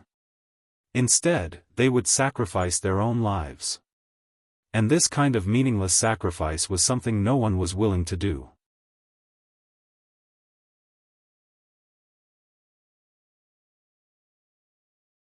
Chapter 1301. With the cooperation of the generals under Daiqin, the 5-star army quickly entered the city. Following the request, all the Turfan soldiers who agreed to enter had a red rope tied around their right arm, as a sign of distinction. Then, the army entered the city. Along the way, no one stopped them, and no one came to stop them. This didn't mean that the situation was settled. Because Dai Qin was riding at the front, many soldiers didn't know what was going on. Furthermore, the military power of Turpan wasn't completely in Dai Qin's hands. The tiger seal was still in the hands of King Hardenbarter. If they didn't convince him, the problem wouldn't be solved. Dai Qin, who also knew this, unexpectedly volunteered to enter the temporary palace to see Hardenbarter. He wanted to persuade him. This was also the best way he could redeem himself. This idea was good, but He didn't think highly of this mission. Especially when he thought about what Yang Chendong told him before they came. In Turpan, anyone could surrender except for King Hardenbarter. To others, surrendering was just a transfer from one faction to another. Perhaps their position would be demoted, but they would still have to listen to someone else's orders. But to their masters, it was completely different. They would fall from their high position and become prisoners. This was something that was hard to accept. General Dai Qin, your idea is good, but how confident are you in convincing Hardenbarter? He asked the question in front of everyone. This. As expected, Dai Qin revealed a troubled expression. He then said, 30%, 30%? That won't do. That's too low. You're just sending yourself to death. Hearing this answer, he immediately rejected. Now, Dai Qin was his captive. Since he was his captive, he had the right and responsibility to ensure his safety. Dai Qin wasn't angry that his request was rejected. Instead, he was happy. This proved that Dai Qin cared about him. This touched him a little. But because of this, he decided to do this. This was his way of returning the favor. General Su, please agree to my request. This is indeed a bit risky, but if it succeeds, the benefits will be great. The hundreds of thousands of soldiers in the city will no longer have to suffer the pain of war, and the people will be able to live a peaceful life again. It's just a risk, but it's worth it. What Dai Qin said made sense. He hesitated for a moment. Since he was going to be the vanguard, he naturally hoped to complete the task beautifully. By the time the sixth young master arrived, all the problems would have been solved. What kind of contribution would that be? Seeing that he didn't immediately reject him, Dai Qin felt that there was hope. He hurriedly said, General Su, I will do my best to ensure my own safety. I will use the excuse of welcoming General Kelly to bring some soldiers into the temporary palace. General Su can also send some 5-star army to follow. If it really doesn't work, we can still retreat. This wasn't a bad idea. He thought about it for a moment before nodding in agreement. No matter what, if there was a chance, it was worth a try. If worst came to worst, he could just leave the palace. With his new army already in Kalisi City, he definitely had the ability to provide support outside the palace. Just like that, the two quickly discussed some things. At the same time, they also convinced General Toljan of Kazakh to represent Kelly and follow Dai Qin into the temporary palace. This way, not only could they bring more soldiers, they could also look after each other. To ensure everyone's safety, he gathered 200 new army warriors and gave them to Lei Chuandang, the commander of the 3rd Cavalry Division. Commander Lei, it would be best if this succeeds. If it doesn't, you must protect the safety of the 2 generals. I will bring the army to provide support outside the palace. Rest assured, I will complete the mission. After the tall and mighty Lei Chuandang gave a military salute, he took off his 5-star army uniform and changed into the uniform of the Kazakh soldiers. After everything was prepared, under Dai Qin's familiar guidance, he brought 50 guards, plus Lei Chuandang and Toljan's 200 guards, a total of 253 people to the temporary palace of the Turpan kingdom. A king was a king. Even if the donkey didn't fall, it wouldn't fall. Even though Turpan had already lost a large amount of land and people, and even their country, after arriving in Khaleesi, under Hardenbarder's orders, they quickly built a new palace. Even though it wasn't as glorious as before due to the lack of time, it still took up a lot of space. Just from the outside, they had to go through 3 gates and 3 checks before they could enter. With Dai Qin leading the way, they were naturally unobstructed. At this moment, in the palace hall, King Hardenbarder was waiting to meet with Kelii. Beside Hardenbarder, Generals Tushi and Gengel stood on the left and right. From time to time, they would stretch their necks and look outside the hall. Clearly, they were a bit anxious. What's going on? Didn't you say that everyone was here? Why isn't he here yet? Finally, Hardenbarder's eyes showed a trace of annoyance. No matter what, he was still the king of a country. Even though Kelii came to help him, it wasn't right to make him wait for so long. Seeing that the king's tone was a bit unhappy, the 2 generals on the side lowered their heads and didn't dare to make a sound. This new king was not as good-tempered as the old King Siza, especially now that the army was constantly retreating. Just yesterday, one of his servants was dragged out to be beheaded because he accidentally broke a piece of porcelain. With this as an example, everyone had to be more careful. No one answered his question, so Kelii coldly snorted. He didn't want to cause trouble for the 2 generals. After all, he still needed them to defend the city. After waiting for a while, when Hardenbarder's face showed his annoyance again, a palace servant finally ran in and knelt on the ground. Your Majesty, General Dai Qin is back. Together with him is General Toljan of the Kazakh Kingdom. Finally, they're here. Hardenbarder quickly sat up straight. At the same time, he was a bit confused. Didn't Kelii come? Why didn't he come to see me? With this question in mind, when Dai Qin and Toljan entered the heavily guarded hall, Hardenbarder asked, "Why don't I see General Kelii?" Toljan, who had long prepared his speech, put his right hand in front of his chest and maintained his customary etiquette. Honorable King of Turpan, our General Kelii caught a cold and is now resting in the army. After saying this, Thorgen shut his mouth.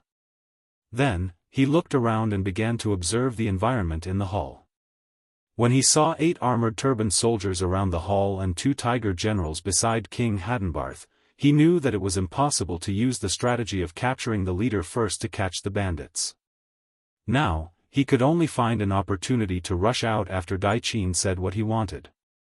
Luckily, Lei Chuan led more than 200 warriors outside the hall to support him. As long as he was fast enough, there shouldn't be any danger.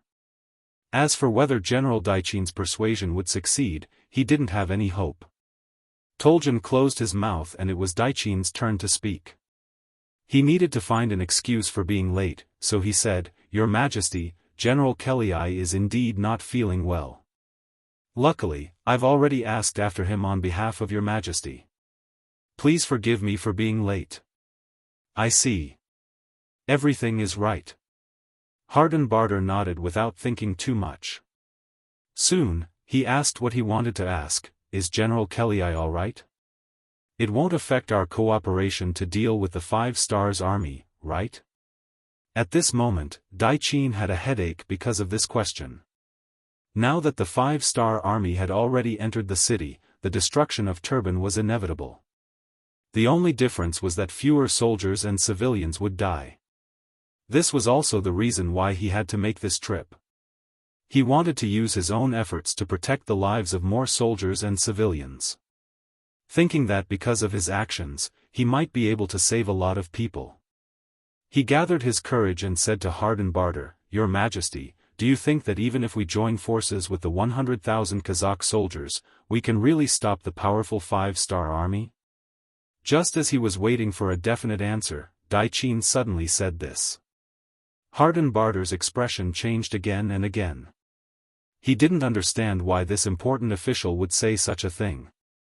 Of course, he couldn't answer this question, but did he have a choice? "General Dai Qin, what do you mean? Do you not think that our two armies can work together? Hardenbarter didn't understand and asked back. He didn't think that Dai Qin would answer this question very straightforwardly. Yes, Your Majesty, I don't think so. In my opinion, even if we join forces with General Kelly, we won't be able to change the situation. If we do that, we will just be throwing away the lives of innocent soldiers and civilians. The sudden answer stunned Tu Shi and General Zhengzhou, who were standing on both sides of the room. They didn't think that their subordinate General Dai Qin would see the situation in front of them like this. Although they were also terrified of the arrival of the 5-star army and didn't have much confidence in winning, they shouldn't be so pessimistic. Hardenbarter, who was sitting on the throne, also had his eyes wide open. After a few breaths, his chest heaved as he asked, Dai Qin, what do you mean by that? Are you going to surrender to the 5-star army? It was no wonder that Hardenbarter would think like this. This was too obvious a discussion about surrendering to the enemy. Anyone else would think too much.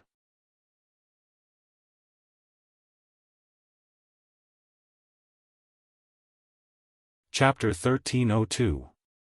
Of course, Hardenbarter didn't doubt Dai Qin's loyalty. After all, during this period of time, this person had been supporting him. If this person had already surrendered to the 5-star army, the situation would have been much worse. Hardenbarter didn't doubt Dai Qin, he just said this out of anger. But after he said this, what he didn't expect was that Dai Qin actually admitted to it. He first nodded and then said with a very certain tone, Yes, Your Majesty, your servant has already surrendered to the 5-star army. Now, the 5-star army has already disguised themselves as the Kazakh army and entered the city. This time, your servant came to persuade Your Majesty to surrender. Please don't fight for the sake of the soldiers and the people. Otherwise, you will only lose more miserably and even lose your life. As if he was afraid that Hardenbarter wouldn't give him a chance to speak, Dai Qin spoke very quickly and clearly. He could guarantee that he would say everything he wanted to say in a very short period of time. Hardenbarter could also hear it very clearly. This was also a test for people. And with every sentence that Dai Qin said, Hardenbarter's face became more and more ugly. When Dai Qin finished speaking, his face was already as gloomy as water. His murderous eyes stared at Dai Qin again and again as if he wanted to get to know this person again. Then, he suddenly roared, Innocent? How can there be innocent people in a war? Since they are the generals and citizens of Turkmenistan, they should protect this country with this king. If this king is no longer here, there is no need for them to continue living. You, on the other hand, have been put in an important position by this king, but now you are actually helping others. How disappointing. After saying this, Hardenbarter suddenly raised his right hand and pointed at Dai Qin, You are a person without a king or father. Come, take down this cowardly person for this king. Yes. The 8 palace guards standing on the left and right of the palace immediately responded and rushed towards where Dai Qin was standing. Just as they started to move, a short wooden table flew over and blocked the path of the imperial bodyguards. Naturally, it was Thorgen who did it. He had been observing the environment in the hall and was prepared to make a move at any time. Just as the guards agreed, he stared at the small wooden table that was originally prepared for Kelly. He reached out with both hands, picked it up, and threw it out with force. Taking advantage of the flying wooden table, Thorgen grabbed Dai Qin's hand and quickly retreated until he reached the main door of the palace and kicked it open. 2 silhouettes also quickly rushed out. Catch them, we can't let them escape.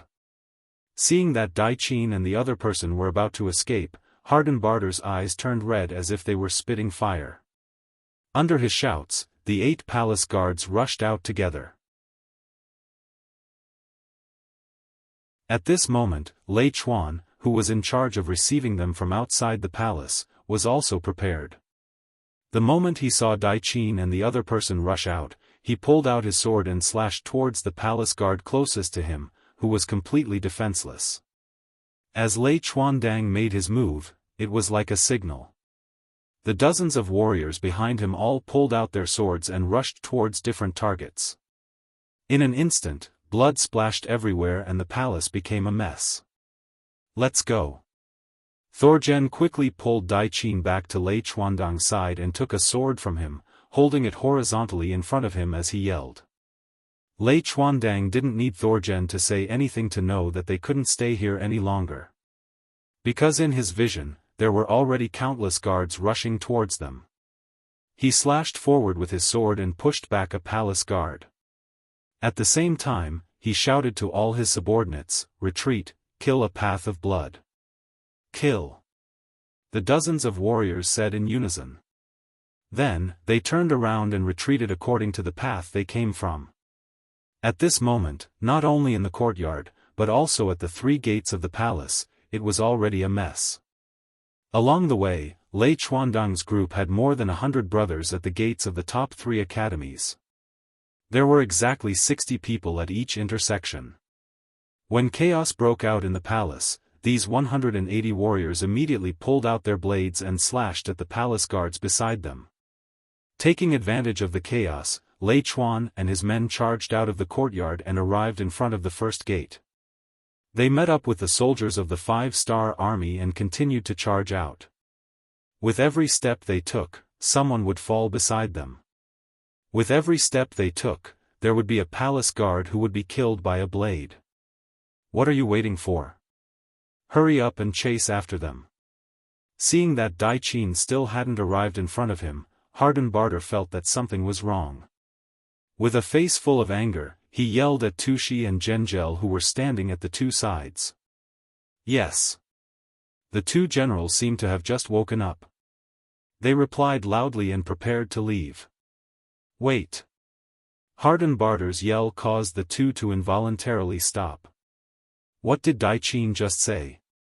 He said that the 5-star army disguised themselves as Kazakh cavalry and already infiltrated the city? Doesn't this mean that the city is no longer safe? You 2 don't need to chase anymore. This king will give you the tiger troop talisman. Immediately dispatch the troops and kill all the Kazakh cavalry that just entered the city. Hurry. As he spoke, Hardenbarter reached into his pocket and took out 2 tiger troop talismans. He gave them to Tushi and Zhengzhel. The 2 generals bowed and quickly left after receiving the tiger troop talismans. However, at this moment, Hardenbarter, who was extremely angry, didn't think too much about it.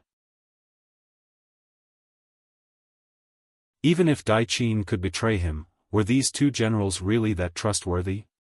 Were they really that loyal? Battle cries rang out from the palace.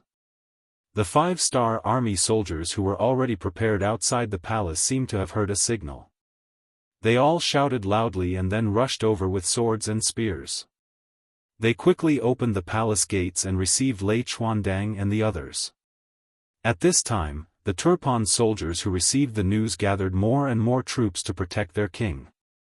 Retreat from here first and regroup with the army at the south gate. We will make a decision then. After Lei Chuandang met up with the soldiers, he immediately gave the order. The group of people quickly left this place. Right after they left, Tushi and Zhengzhel each brought a group of soldiers and appeared here. However, they didn't have the intention to chase after Dai Qin. Instead, they split up and went towards the east and west barracks. Tushi really went to mobilize troops. He was once a defeated general and Hardenbarter didn't abandon him. Naturally, he was very loyal and wanted to show off. However, the other general, Zhengzhel, didn't think so. It wasn't that he wasn't loyal enough. On the contrary, he was very loyal. Otherwise, he wouldn't have been chosen by Dai Qin and promoted. Yes, Zhengzhel was the one who was promoted by General Dai Qin. It was because of this that he was greatly affected by what happened in the palace just now. According to his understanding, his benefactor, Dai Qin, was a reasonable person and a person who loved his soldiers. Since even he thought that he would lose this battle, he had no choice but to think about the future. Everyone was afraid of death, not to mention a meaningless death. Zhengzhel was also afraid of death. However, if it was on the battlefield and his skills were inferior, he would die without regrets. However, if he were to die in such a muddle-headed manner, and even be scolded after his death, such a death was not something he wanted to see.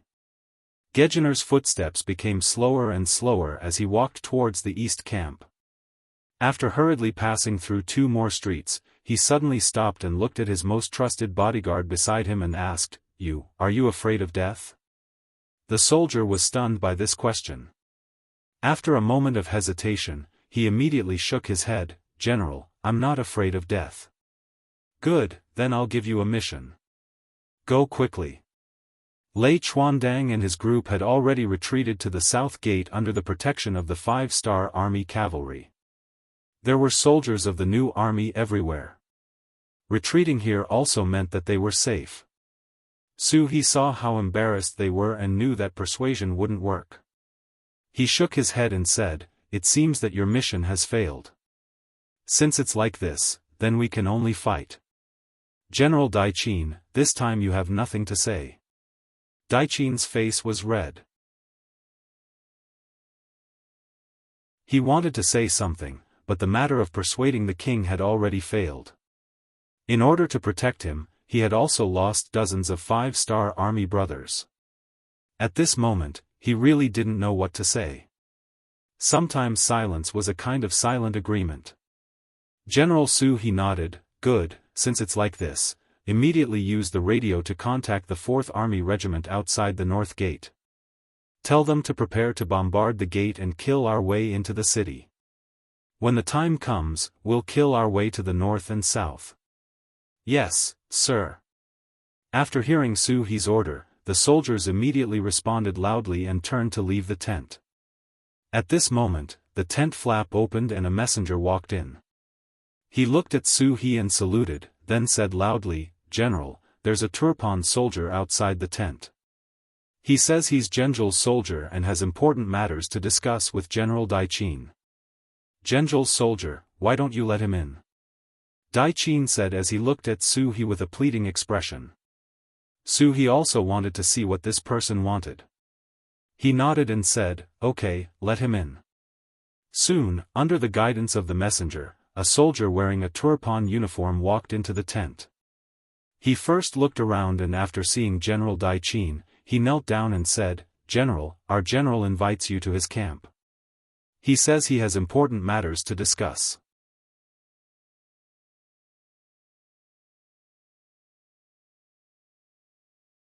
Chapter 1303. Daiqin had some impression of the soldier in front of him and confirmed that he was someone who always followed beside Genjel. After confirming his identity and knowing that he wanted to meet him, Daiqin quickly made a decision. He had already made his intentions very clear in the main hall just now, and Genjel was also present at that time. He already knew of his opinion and now he still wanted to meet him. What was the meaning of this? Could it be that he agreed with his opinion? Did he call me over this time just to discuss something related to this matter? In just a few breaths of time, Daiqin thought of many things and decided to take the risk.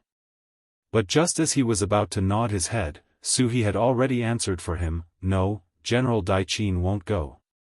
Who knows if your general is trying to trick us? Right, you can't go.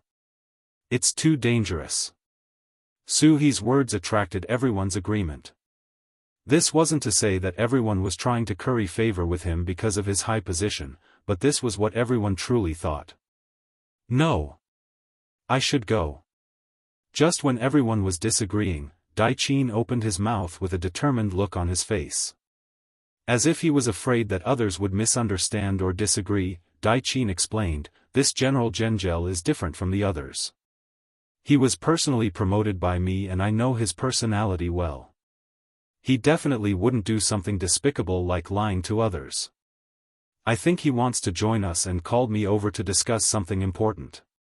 Now that I'm no longer around, the military authority of the East and West armies will definitely be given to these people. This is an army of tens of thousands. In order for these people to join the 5-star army, I think this risk is worth taking." Daiqin looked at Su He as he spoke, his expression unwavering.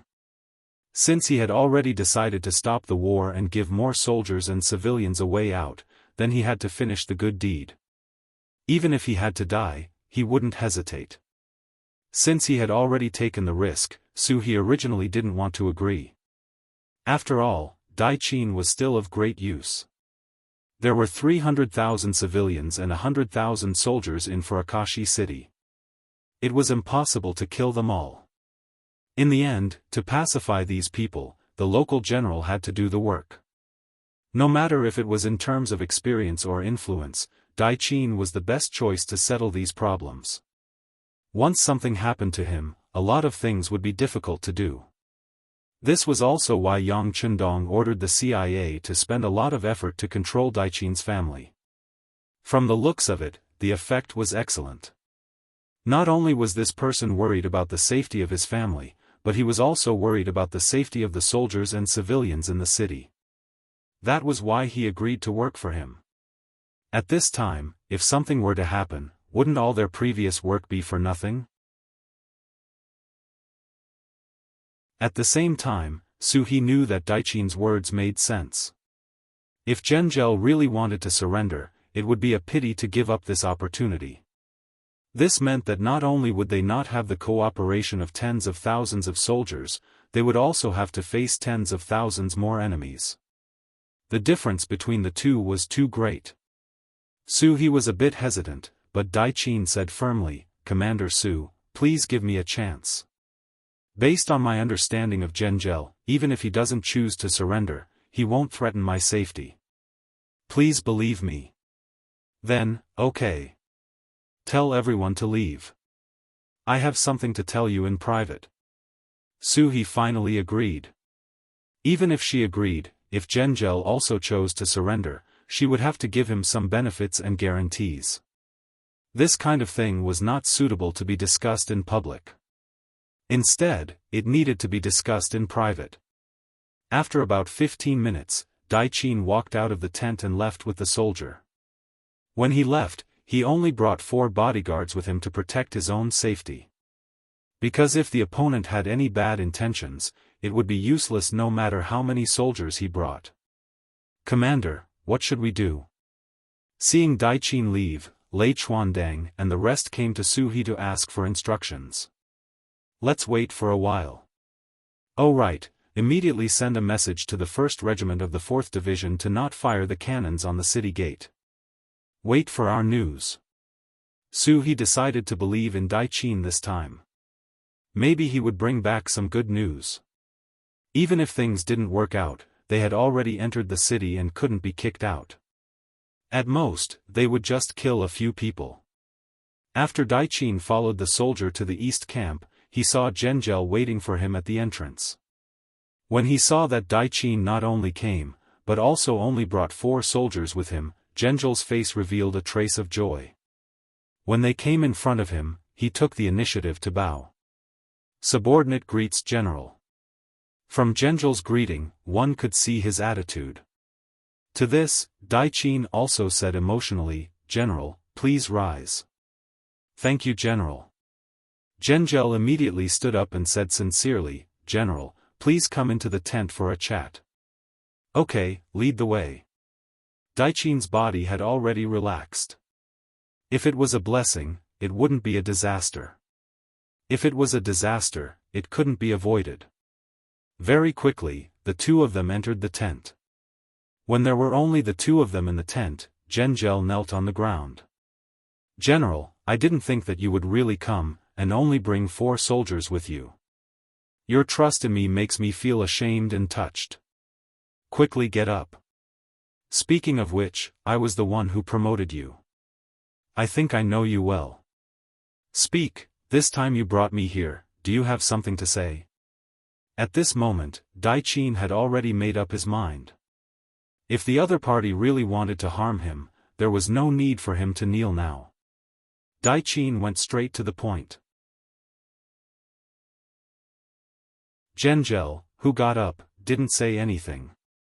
It was obvious that he was still thinking about how to start. After waiting for a while, Zhengzhou still didn't speak. Dai Qin knew that he had to say something to increase the stakes. He said, "Okay, if you have something to say, then say it quickly. To be honest, the 5-star army didn't agree to you coming here. If you don't go back for a long time, I'm afraid that something will happen. At that time, it will be very bad for you." Jianghu, who was still hesitating, didn't dare to hesitate anymore. He opened his mouth and said, "General, did the 5-star army really enter the city?" Finally, they came to the main topic. Daiqin didn't hide anything and said, "That's right. They destroyed the 100,000 Kazakh cavalry and disguised themselves as them to enter the city. Now, they have already taken over the south gate. We can't beat them away." What? The 100,000 Kazakh army was defeated? It was the first time he heard this news. After hearing it, Jianghu's face changed. Speaking of which, the 100,000 reinforcements were the hope of Turpan turning the situation around. He didn't think that even this hope would be destroyed. It seemed that he didn't have any other choice. "Yes, I've already seen General Kelly. Think about it, even he has become a captive of the 5-star army, the fate of the 100,000 reinforcements can be imagined." Daiqin nodded his head heavily, giving a clear answer on this point. After knowing the truth, Jianghu knew that the situation had changed. He was even more glad for his decision. Of course, he was also grateful to Daiqin. He originally thought that if he sent out an invitation, Daiqin wouldn't dare to come. If that was the case, then he didn't have any other choice. The only thing he could do was to listen to the king's orders and send out troops. But now, since Daiqin came, he obviously had another choice. "General, what do you think I should do next?" Although his question was a little vague, his words already expressed his thoughts. Daiqin was relieved after hearing it. "Jianghu, I've already reported your situation to the new army commander of the 5-star army. He arranged it like this." At this moment, Tushi was mobilizing troops in the west camp. Holding the military seal given by King Hardenbarter, he now had control over 70,000 troops. Originally, he had an army of 160,000. Other than the 5,000 outside the north and south gates, 10,000 inside the city, and 70,000 in the east camp, the 70,000 in his hands were the most important.